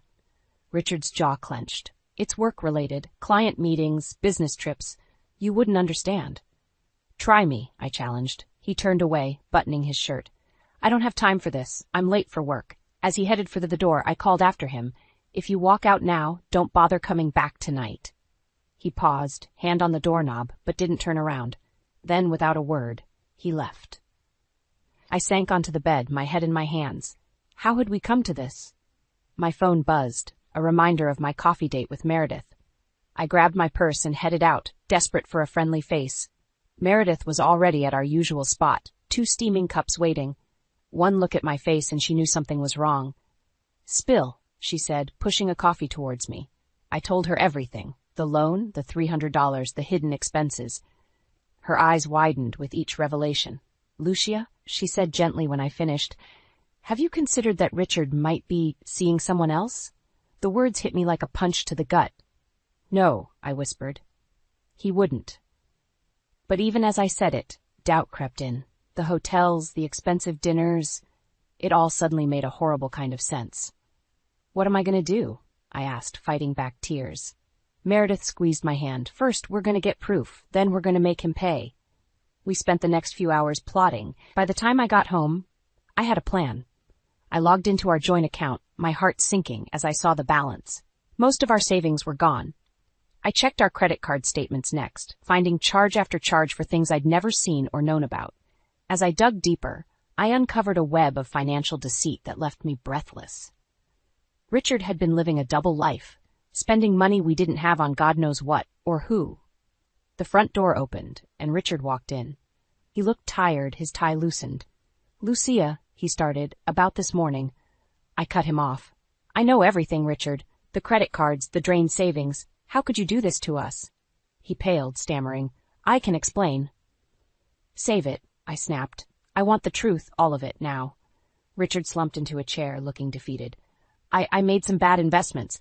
I thought I could fix it before you found out." "And the hotels, the restaurants?" I pressed. He wouldn't meet my eyes. "Business meetings, networking." I knew he was lying, but I couldn't prove it. Not yet. "I want access to all our accounts," I demanded. "No more secrets." Richard nodded, looking relieved that I hadn't pushed further. But as he headed upstairs, I caught a glimpse of his phone screen lighting up with a message. From someone named Stella. My heart raced. Who was Stella? And what else was Richard hiding? I had a feeling I was about to uncover something far worse than financial troubles. And I wasn't sure our marriage could survive it. The name Stella haunted me for days. I couldn't shake the feeling that she was more than just a business contact. Richard's secretive behavior and our dwindling finances painted a picture I didn't want to see, but couldn't ignore. I was lost in these thoughts when the doorbell rang. A delivery man stood outside, holding a small package. "Delivery for Richard Thompson," he said cheerfully. I signed for it, my heart racing. The return address read Stella Jewelers, the same name from the message on Richard's phone. With trembling hands, I brought the package inside. I knew I shouldn't open it, but the weight of secrets and lies was crushing me. I had to know. I carefully unwrapped the package, revealing a velvet box.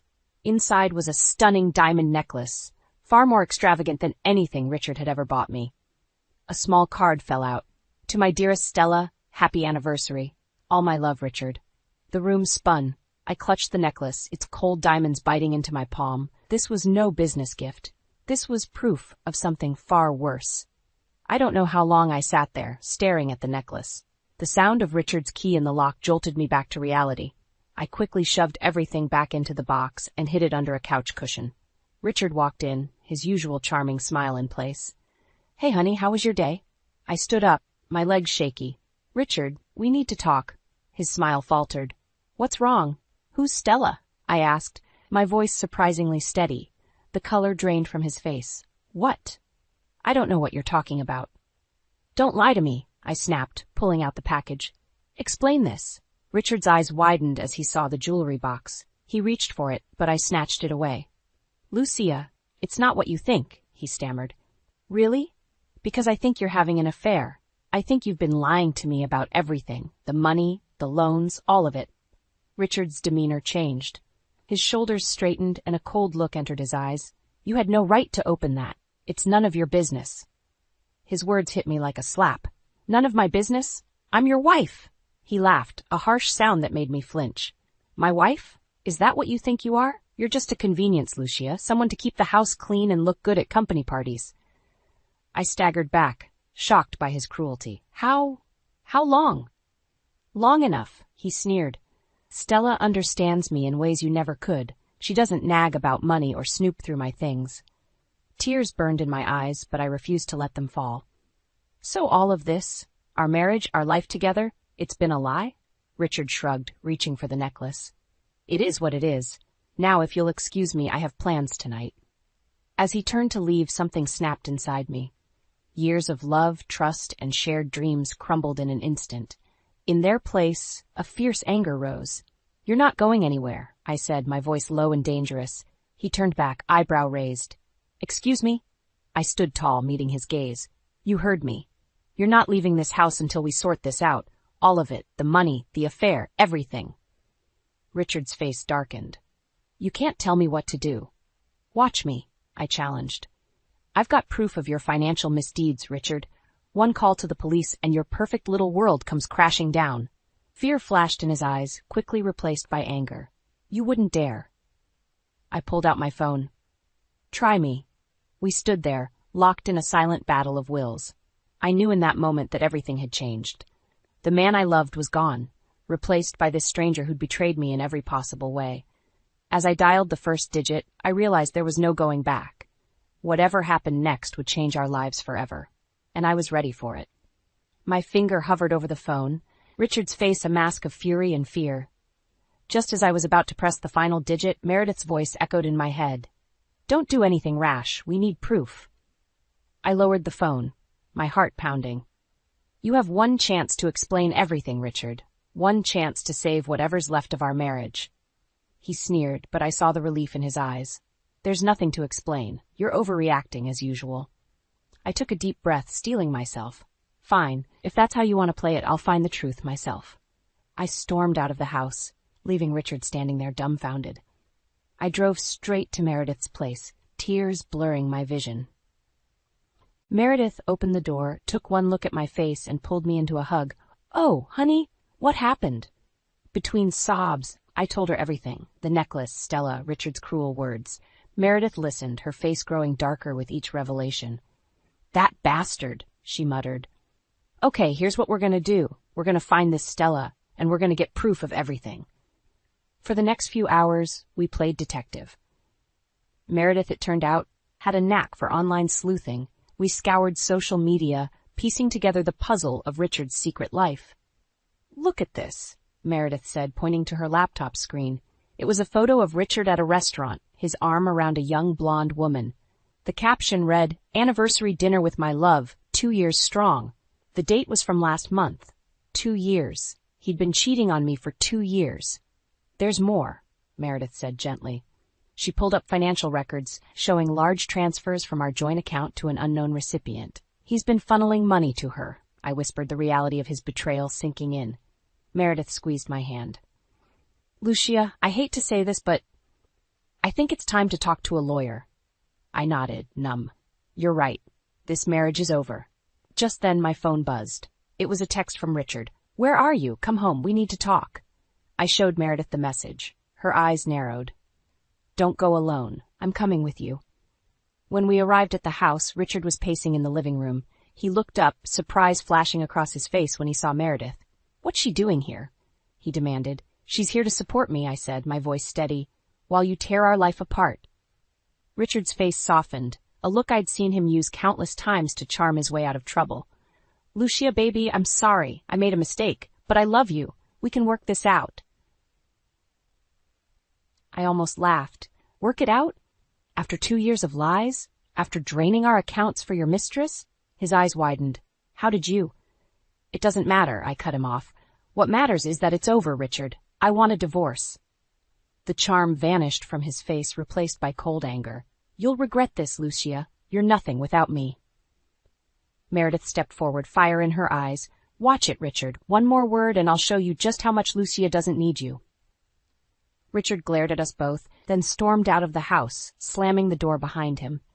I sank onto the couch, exhaustion washing over me. What do I do now? Meredith sat beside me, her arm around my shoulders. Now we fight. We get you the best lawyer in town, and we make sure Richard pays for every lie, every betrayal. I nodded, a new determination rising within me. Richard thought I was nothing without him? I'd show him just how wrong he was. As I sat there planning my next move, I realized something. The pain of Richard's betrayal was still there, but alongside it was a growing sense of freedom. For the first time in years, I felt like I could breathe. Okay, I said, sitting up straighter. Let's do this. It's time Richard learned that hell hath no fury like a woman scorned. Meredith grinned, a fierce light in her eyes. That's my girl. Let's make him rue the day he ever messed with Lucia Thompson. As we began to plan, I knew the road ahead would be tough. But I was ready. Richard had underestimated me for the last time. Now it was my turn to show him and the world exactly what I was made of. The day of reckoning had arrived. Armed with a folder full of evidence and Meredith by my side, I marched into our house, ready for the final confrontation with Richard. He was in his study, lounging in his leather chair, as if he didn't have a care in the world. The sight of him, so nonchalant after everything he'd done, made my blood boil. Richard, I said, my voice steady despite the storm raging inside me. We need to talk. He looked up, his eyes narrowing when he saw Meredith. I thought I told you to come alone. And I thought we had a faithful marriage, I shot back. Looks like we were both wrong. I slammed the folder on his desk, spreading out bank statements, hotel receipts, and screenshots of his conversations with Stella. Care to explain this? I asked, watching the color drain from his face.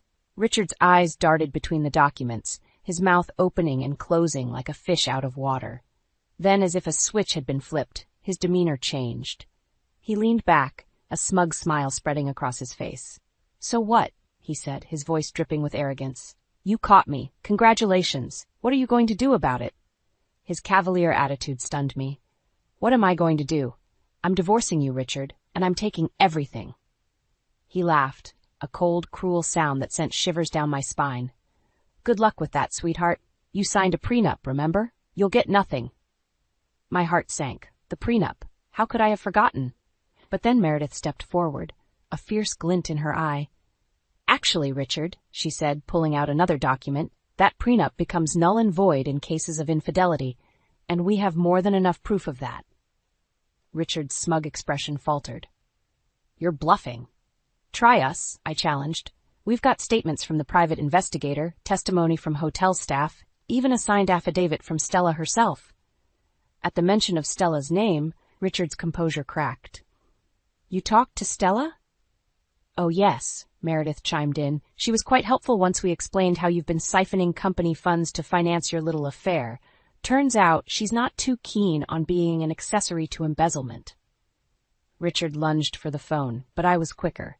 I snatched it away, my heart pounding. It's over, Richard, I said. You've lost everything. The company knows about the embezzlement. Stella's gone. And now I'm leaving too. For a moment, I saw fear in his eyes. Then, like a cornered animal, he lashed out. You think you can survive without me? He snarled. You're nothing, Lucia. Just a trophy wife who got lucky. Without me, you'll be back to being a nobody in no time. His words stung, but I stood my ground. I'd rather be a nobody with dignity than spend another second as your wife. I turned to leave, but Richard grabbed my arm, his grip painfully tight. You're not going anywhere, he growled.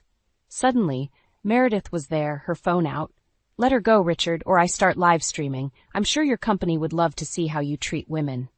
Richard released me, his face contorted with rage. This isn't over, he spat. Oh, but it is, I said, rubbing my arm. Goodbye, Richard.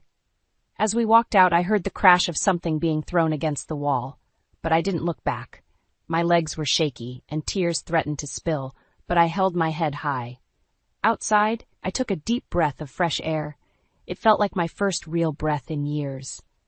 You did it, Meredith said, squeezing my hand. You're free. I nodded, a mix of relief and fear washing over me.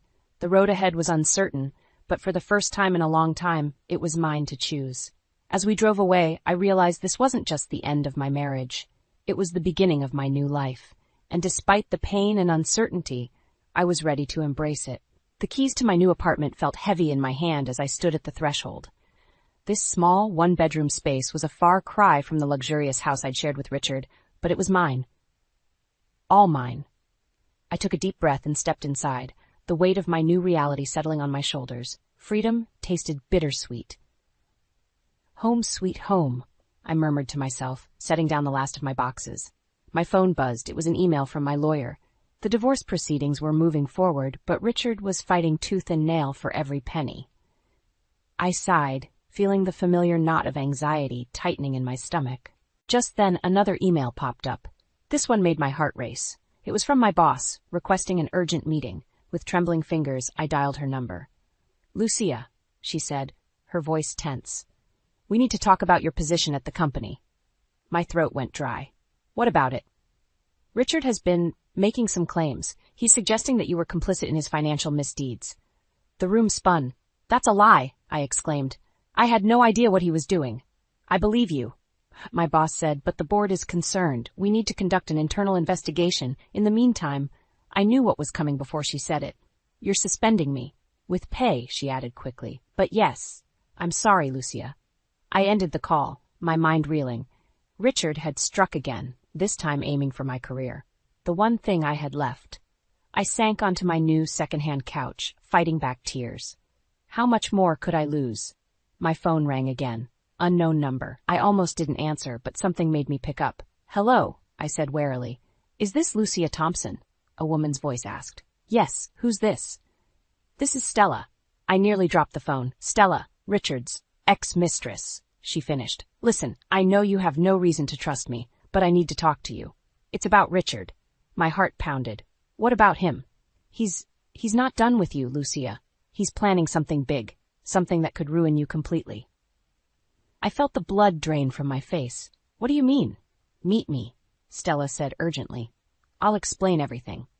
I agreed to meet her at a coffee shop downtown, my mind racing. What could Richard possibly have planned? Hadn't he taken enough from me already?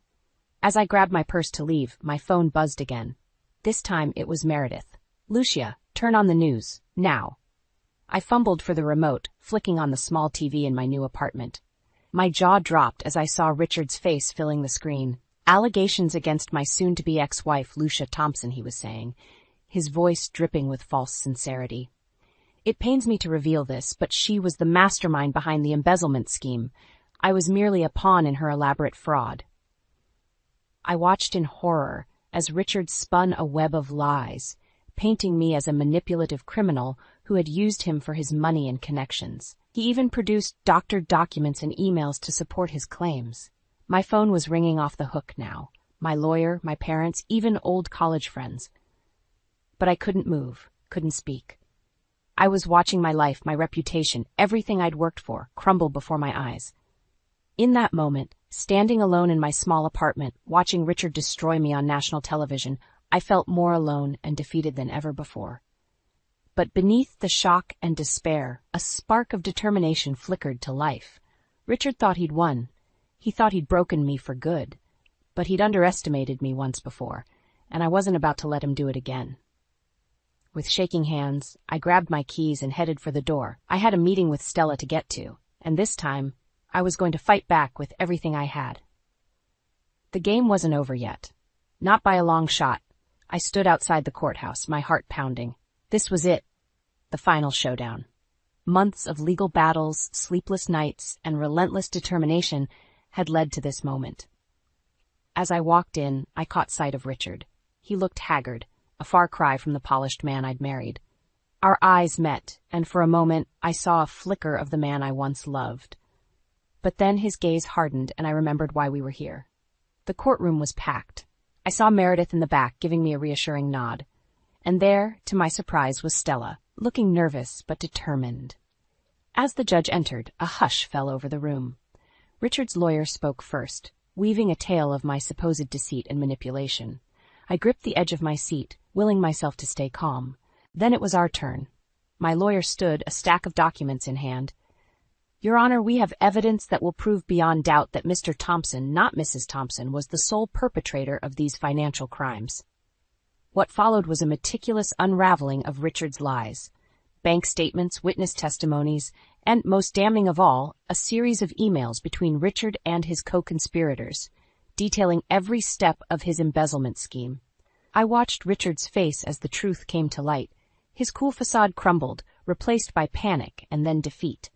But the final blow came from an unexpected source. Stella stood up, her voice shaky but clear. Your Honor, I have something to add. She produced a USB drive. This contains recordings of Mr. Thompson admitting to his crimes and planning to frame Mrs. Thompson. He thought I was asleep when he made these calls. Richard's face went ashen. Stella, how could you? He hissed. She met his gaze steadily. Because it's the right thing to do. As the judge reviewed the new evidence, I felt a weight lifting from my shoulders. The truth was finally out. The verdict came swiftly. Richard was found guilty on all counts. As the judge detailed his sentence, jail time, and hefty fines, I saw Richard's parents in the gallery, their faces a mix of shock and disappointment. Outside the courthouse, Richard's father approached me. Lucia, he said, his voice heavy with regret, we had no idea. We want to make this right. They offered to pay the settlement we'd agreed upon in the divorce to help undo some of the damage their son had caused. It wouldn't erase the pain, but it was a start. As I watched Richard being led away in handcuffs, a complex mix of emotions washed over me. Relief, sadness, and finally a sense of freedom. Meredith hugged me tightly. It's over, Lucia. You did it. I nodded, tears in my eyes. We did it. In the weeks that followed, life began to take on a new shape. My name was cleared, and I was reinstated at work with a promotion. The settlement from Richard's parents allowed me to start fresh, on my own terms. One sunny afternoon, as I was setting up my new home office, I found an old photo of Richard and me. We were smiling, blissfully unaware of what lay ahead. For a moment, I mourned for that innocent couple. But then I looked around at my new life, built with my own strength, surrounded by true friends, and full of possibilities. I realized that while the journey had been painful, it had led me to a place of authenticity and self-discovery I might never have found otherwise. I picked up the photo and, after a moment's hesitation, placed it in a drawer. It was part of my past, but it no longer defined my future. As I closed the drawer, my phone buzzed. It was a message from my new mentor at work, offering to grab coffee and discuss my ideas for our upcoming project. I smiled, feeling a surge of excitement. This was my life now, full of challenges, yes, but also full of opportunity and genuine connections. Time for a new chapter, I said to myself, grabbing my keys. As I stepped out into the sunshine, I felt lighter than I had in years. The road ahead was uncertain, but for the first time in a long time, I was excited to see where it might lead. Richard had tried to break me, but in the end he'd only made me stronger, and that strength would carry me forward, into whatever adventures lay ahead. I jolted awake, my heart pounding in my chest. The recurring nightmare of finding that damning email on Aaron's laptop had become all too familiar lately. As I reached for my phone to check the time, the harsh glow of the screen confirmed it was well past midnight. Aaron still wasn't home. I sighed deeply, the frustration and loneliness I'd grown accustomed to settling in once more. When had our marriage taken such a sharp turn? Aaron used to be the most attentive and loving husband a woman could ask for. But over the past few years, his obsession with work had consumed him, leaving me to fend for myself more often than not. Memories of our early years together flooded my mind. The way he used to look at me, his eyes sparkling with adoration, the spontaneous weekend getaways and romantic gestures that made my heart flutter. Those were the moments that had made me fall head over heels for him. The moments that had convinced me he was my soulmate. But lately, those moments had become few and far between. Aaron's constant business trips and late nights at the office had driven a wedge between us, and the distance only seemed to be growing wider with each passing day. As I lay there staring at the ceiling, I couldn't help but wonder if the suspicious email I'd found was just the tip of the iceberg. Was Aaron really working as hard as he claimed, or was there something or someone else occupying his time? The thought made my stomach churn, but I couldn't ignore the nagging suspicion any longer. I had to know the truth, no matter how painful it might be. With a heavy heart, I rose from bed and made my way to the home office. Aaron's laptop sat closed on his desk, as if taunting me with the secrets it held. I took a deep breath and opened it, my fingers trembling as I navigated to his email inbox. There it was, the message that had set off this whirlwind of doubt and mistrust. A innocuous-looking email from an unknown sender, but with a subject line that made my blood run cold. "Can't wait to see you again, my love." I felt the tears welling up in my eyes as I read and reread those words, each time feeling like a knife to my heart. Was this proof of Aaron's infidelity? Or was I simply letting my insecurities get the better of me? One thing was certain, I couldn't let this go unanswered any longer. As soon as Aaron walked through that door, I was going to demand answers, and if he was lying to me, there would be hell to pay. The sound of Aaron's key turning in the lock sent a jolt through my body. I quickly minimized the incriminating email and composed myself, my heart racing in anticipation of the confrontation to come. As he stepped through the door, Aaron's eyes went wide with surprise at seeing me still awake. "Marta, what are you doing up so late?" I fixed him with a stern glare, the anger and hurt I'd been bottling up for months finally bubbling to the surface. "Where have you been, Aaron? And don't give me that working late excuse again."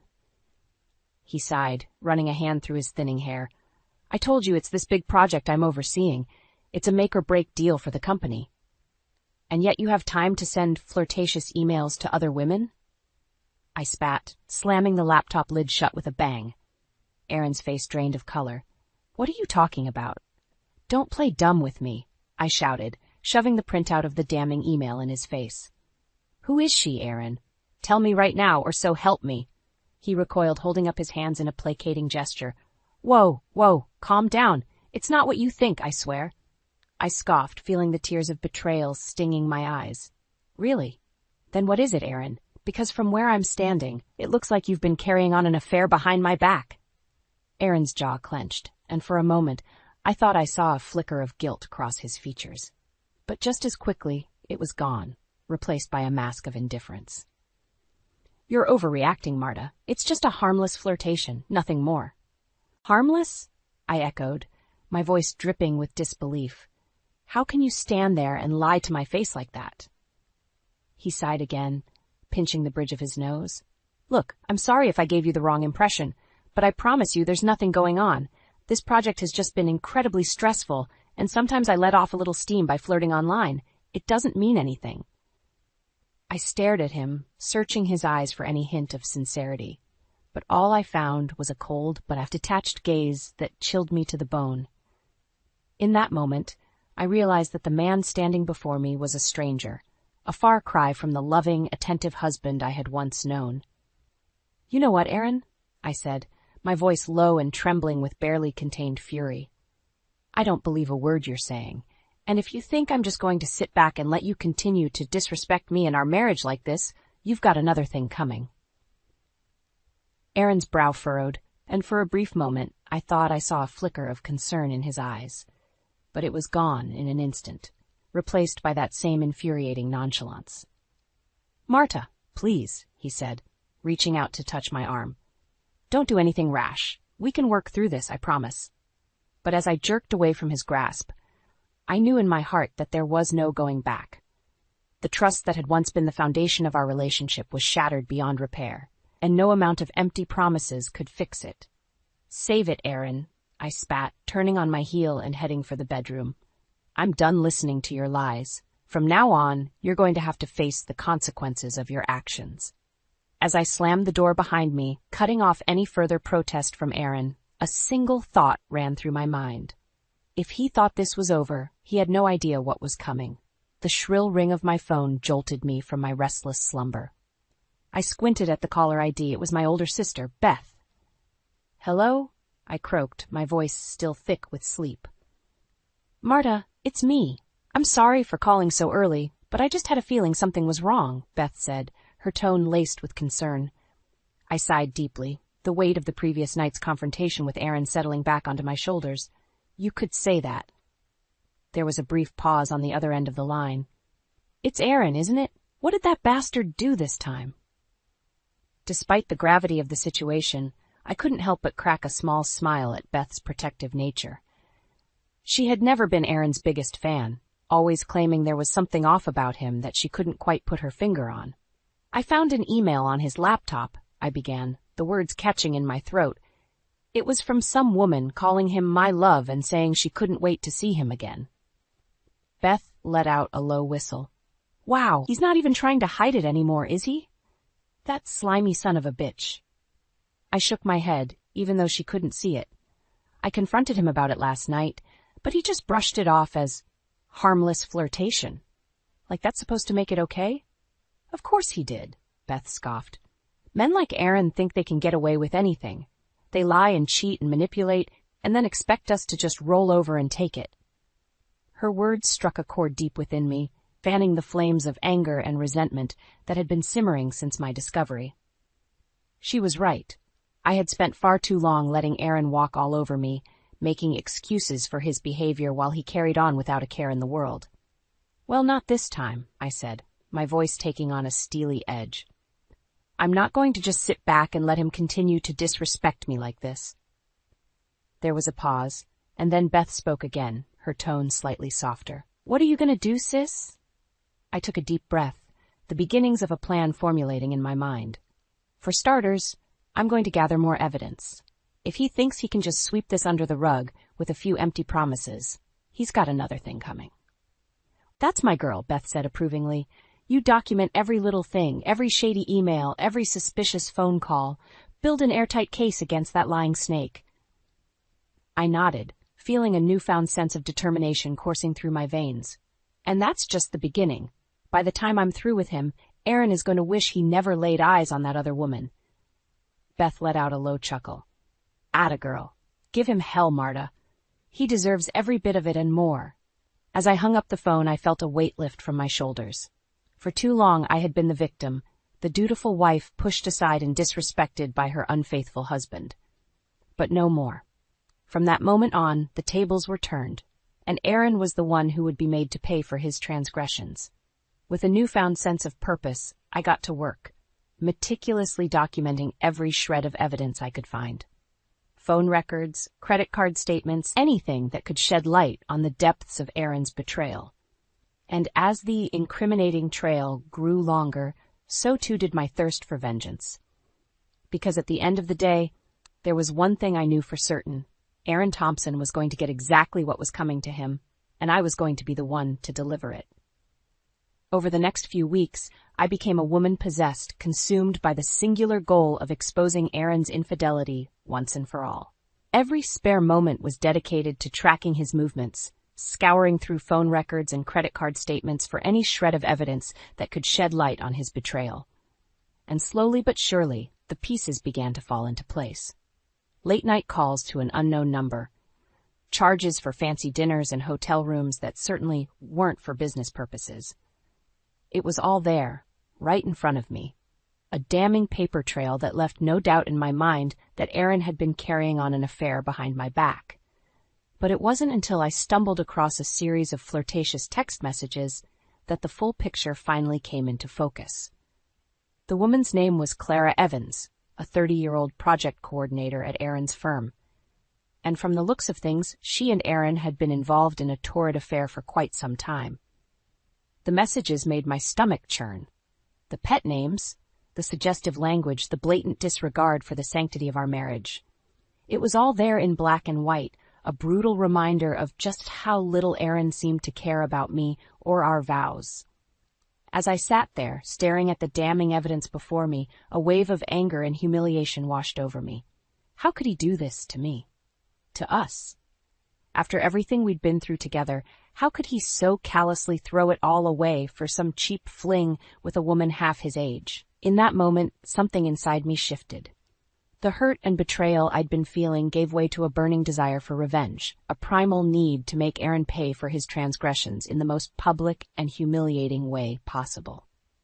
And that's when the idea struck me. I knew from the messages that Aaron and Clara had plans to meet up for a romantic dinner that weekend at a fancy restaurant downtown. The perfect setting for a little surprise reunion, I thought to myself with a wicked grin. The next few days were a blur as I meticulously planned every last detail. I booked a reservation at the restaurant under a fake name, ensuring I'd be seated close enough to Aaron and Clara's table to cause maximum disruption. I even went so far as to have a new dress tailored. A slinky little number that was sure to turn heads and make Aaron realize exactly what he was throwing away. Finally, the night of reckoning arrived. As I stepped into the restaurant, my heart was pounding with a heady mix of nerves and anticipation. But the moment I spotted Aaron and Clara sitting in a cozy corner booth, all traces of doubt melted away, replaced by a steely resolve. "Well, well, well," I announced loudly, striding toward their table with purpose. "Isn't this just a cozy little date night?" Aaron's head whipped around, his eyes going wide with shock and fear as he registered my presence. "Marta, what are you doing here?" I fixed him with a withering glare, reveling in the way he seemed to shrink under my gaze. "Oh, I think you know exactly why I'm here, Aaron. This little charade of yours has gone on long enough." Clara, for her part, looked equally stunned, her perfectly made-up face twisted into an expression of abject horror. "Aaron, what's going on? Who is this woman?" I let out a derisive snort. "I'm his wife, you little homewrecker, the one he's been lying to and cheating on for God knows how long." The restaurant had gone deathly silent, all eyes trained on our dramatic confrontation. Somewhere in the back of my mind, I knew I should feel embarrassed, ashamed at causing such a public spectacle. But in that moment, I couldn't bring myself to care. Aaron was the one who should be ashamed of the lies, the betrayal, the utter disrespect he'd shown me in our marriage.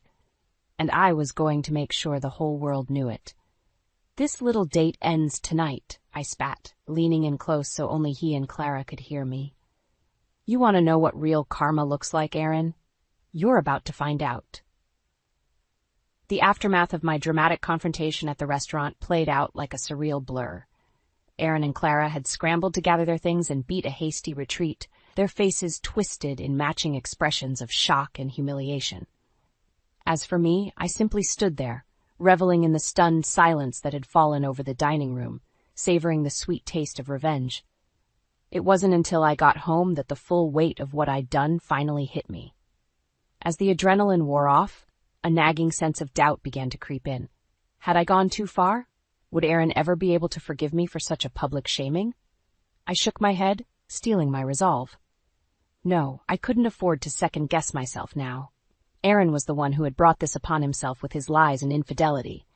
If anything, he should be grateful I hadn't done worse. Still, when he finally stumbled through the door a few hours later, I couldn't help but feel a twinge of apprehension. His face was pale, his eyes haunted, and for a brief moment I almost felt sorry for him. Almost. "Marta," he began, his voice little more than a hoarse whisper, "what you did tonight, I don't even know what to say." I fixed him with a cold, hard stare. "You don't have to say anything, Aaron. I think my actions spoke loud and clear." He winced, as if my words had physically struck him. "I know, and I deserved every bit of that humiliation. But please, you have to believe me when I say that Clara means nothing to me. It was just a fling, a moment of weakness that I deeply regret." I scoffed, shaking my head in disbelief. "Do you really expect me to buy that? After everything you've put me through, all the lies and the sneaking around?" Aaron's shoulders slumped, and for a moment, he looked utterly defeated. "You're right, I don't deserve your trust or your forgiveness. But I swear to you, Marta, from the bottom of my heart, I will spend every day making it up to you if you'll just give me another chance." His words hung heavy in the air, and for a brief moment, I actually found myself considering his plea. A part of me, the part that still clung to the memory of the man I had once loved, wanted desperately to believe that he could change, that we could somehow find our way back to the happiness we'd once shared. But then another voice, sharper and more insistent, cut through the haze of doubt. This was just another one of his lies, another empty promise designed to lull me into complacency while he continued his despicable behavior behind my back. "Well, not this time. You know what, Aaron?" I said, my voice taking on a steely edge. "I think I will give you another chance." His head snapped up, his eyes shining with a glimmer of hope. "Really? Oh, Marta, thank you. You won't regret this, I swear." I held up a hand, cutting off his effusive gratitude. "Don't thank me just yet.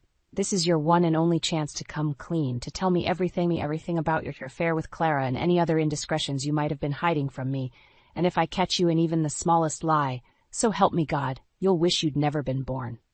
Aaron visibly paled, but to his credit, he didn't back down. "You have my word, Marta. No more lies, no more secrets. I'll tell you everything. I swear it." I nodded, fixing him with a hard stare. "Good. Then you'd better start talking. And Aaron," I added, my voice dropping to a dangerous whisper, "don't leave anything out, because I promise you I will find out eventually. And when I do, there will be hell to pay." As Aaron began to spill his sordid tale, I couldn't help but feel a twisted sense of satisfaction. He might think he was being given a second chance, but in reality, this was just the calm before the storm. Because no matter what he said, no matter how convincingly he begged for forgiveness, I knew in my heart that our marriage was already dead. Aaron had made his choice, and now it was time for him to face the consequences, and I would be the one to deliver them. In the days following Aaron's tearful confession, I did my best to play the part of the forgiving wife, nodding along as he laid out his grand plans for rebuilding our trust and making amends. But on the inside, I was already plotting my next move.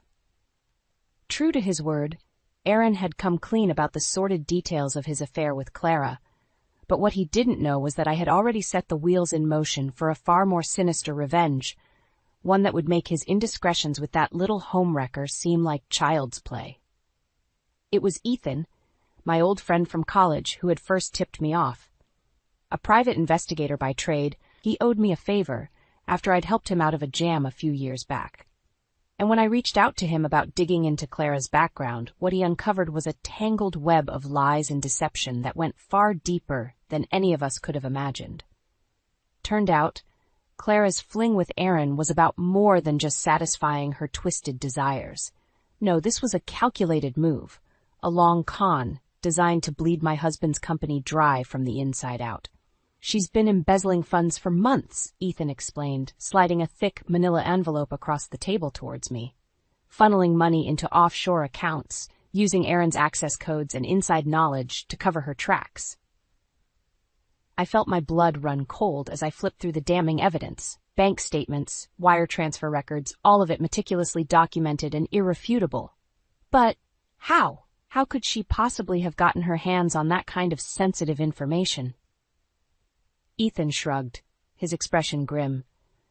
"Your guess is as good as mine, but from what I can tell, she's been playing Aaron like a fiddle this whole time, using their affair as a way to keep him blind to her real motives." A wave of nausea washed over me as the full weight of Clara's deception hit me. Not only had the little snake been sleeping with my husband, but she'd also been using him as an unwitting pawn in her twisted game, putting his career and reputation on the line, all for her own selfish gain. In that moment, any lingering shred of sympathy or pity I might have felt for Aaron vanished, replaced by a burning desire to see him, and Clara, get exactly what they deserved. "We have to take this to the authorities," I said, my voice trembling with barely contained rage. "Get that bitch arrested and make sure Aaron gets dragged down with her for aiding and abetting her crimes." Ethan nodded grimly. "You got it. I'll make sure this evidence gets into the right hands, anonymously, of course. Can't have anyone tracing it back to us. I nodded, a grim smile tugging at the corners of my mouth. Of course. We'll let the wheels of justice do their work for now. But make no mistake, Ethan, by the time this is all over, Clara and Aaron are going to wish they'd never crossed me. As I left Ethan's office, I could already feel the weight of Aaron's deception lifting from my shoulders, replaced by a sense of grim satisfaction. For too long I had been the victim, forced to suffer the humiliation and heartbreak of his betrayal in silence. But not anymore. Now the tables had turned, and it was Aaron's turn to face the consequences of his actions. And this time, there would be no second chances, no empty promises or tearful apologies. This time, he was going to learn the true meaning of karma, and I was going to be the one to deliver it. The days following Ethan's revelation about Clara's embezzlement scheme were some of the most tense and emotionally charged of my life. As much as I tried to maintain a facade of normalcy around Aaron, the simmering fury and resentment I felt towards him made it nearly impossible. Every time I looked at him, I saw not the man I had once loved, but a pathetic fool who had been so blinded by his own selfish desires that he'd allowed himself to be used as a pawn in Clara's twisted game. The thought of it made my skin crawl. Still, I knew I had to keep my composure, at least for the time being. Ethan had assured me that the evidence he'd uncovered would be more than enough to bring Clara's crimes to light, but we needed to bide our time and let the authorities do their work. Of course, that didn't stop Clara herself from trying to worm her way out of the impending disaster. About a week after my meeting with Ethan, I received a frantic call from the little snake herself, practically begging me to meet with her in private. "Please, Marta," she pleaded, her voice thick with desperation. "I know you must hate me after everything that's happened, but I swear I never meant for things to go this far." I scoffed, barely able to contain my disgust. "Save it, Clara. I know all about your little embezzlement scheme and how you've been using my husband as your own personal patsy." There was a sharp intake of breath on the other end of the line, and for a moment I thought she might try to deny the accusations. But then, in a small, defeated voice, she spoke again. "So that's what this is all about," she murmured. "I should have known Ethan would come crawling back to you eventually." I felt a surge of satisfaction at the realization that she knew the jig was up.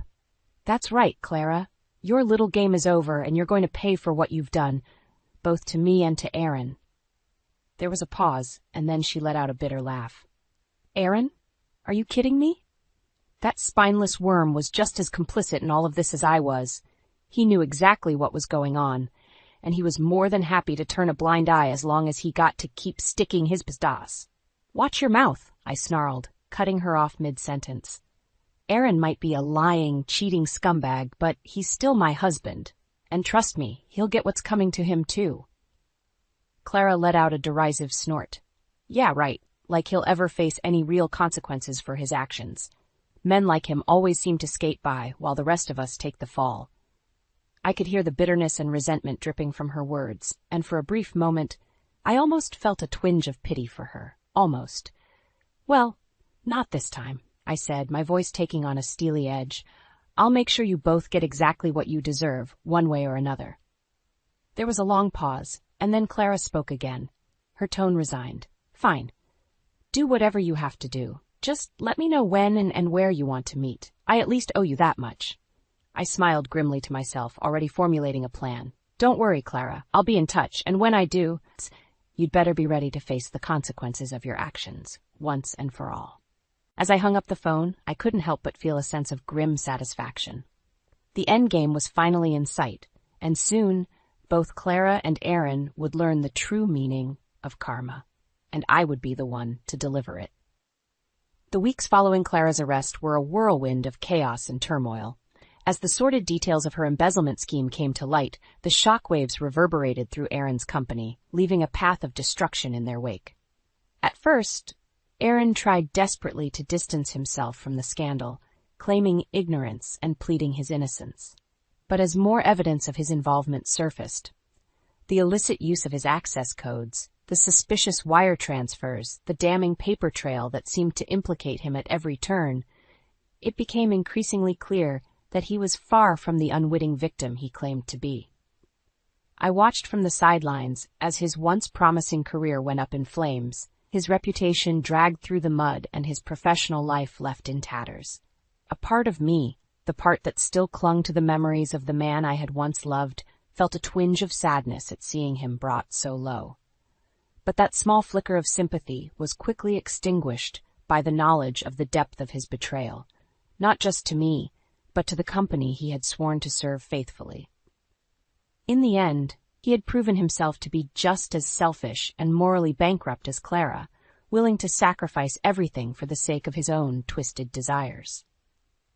As the dust began to settle and the legal proceedings against Clara moved forward, it became clear that Aaron would likely avoid any serious jail time, at least for the time being. The evidence of his direct involvement was simply too circumstantial, the prosecutors claimed, and without Clara's full cooperation, nailing him for aiding and abetting her crimes would be an uphill battle. I should have felt relieved, I suppose. After all, seeing the man I had once loved rot behind bars was never my intention. But as I watched him slink away from the courthouse, his head hung in shame and his once bright future reduced to ashes, I couldn't help but feel a sense of hollow victory. Because as much as the authorities might have let him off easy, there was no escaping the fact that his life as he knew it was over. The lies, the betrayal, the utter disregard he had shown for me and our marriage, it had all caught up to him in the end, and now he would be forced to face the consequences for the rest of his days. A few weeks later, as I was packing up the last of my belongings in preparation for my move to a new city, a fresh start, far away from the painful memories of our life together, there was a tentative knock at the door. I already knew who it would be before I opened it.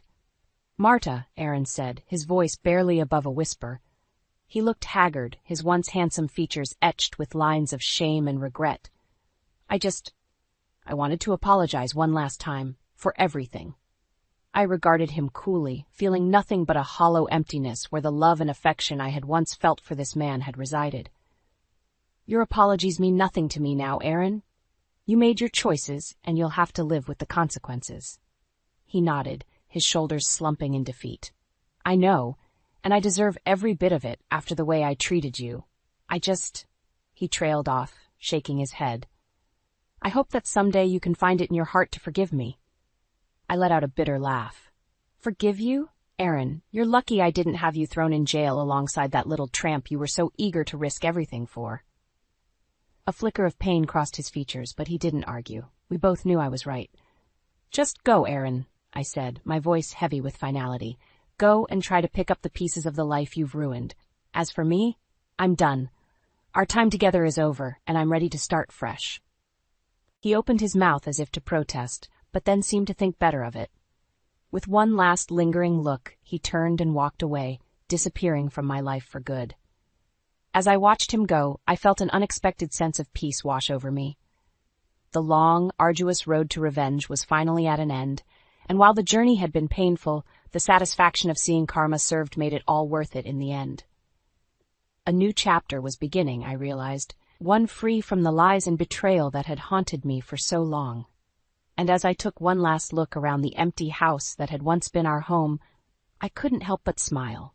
Revenge might be bittersweet, but it was exactly what I needed to reclaim my life and move forward, stronger and more resilient than ever before.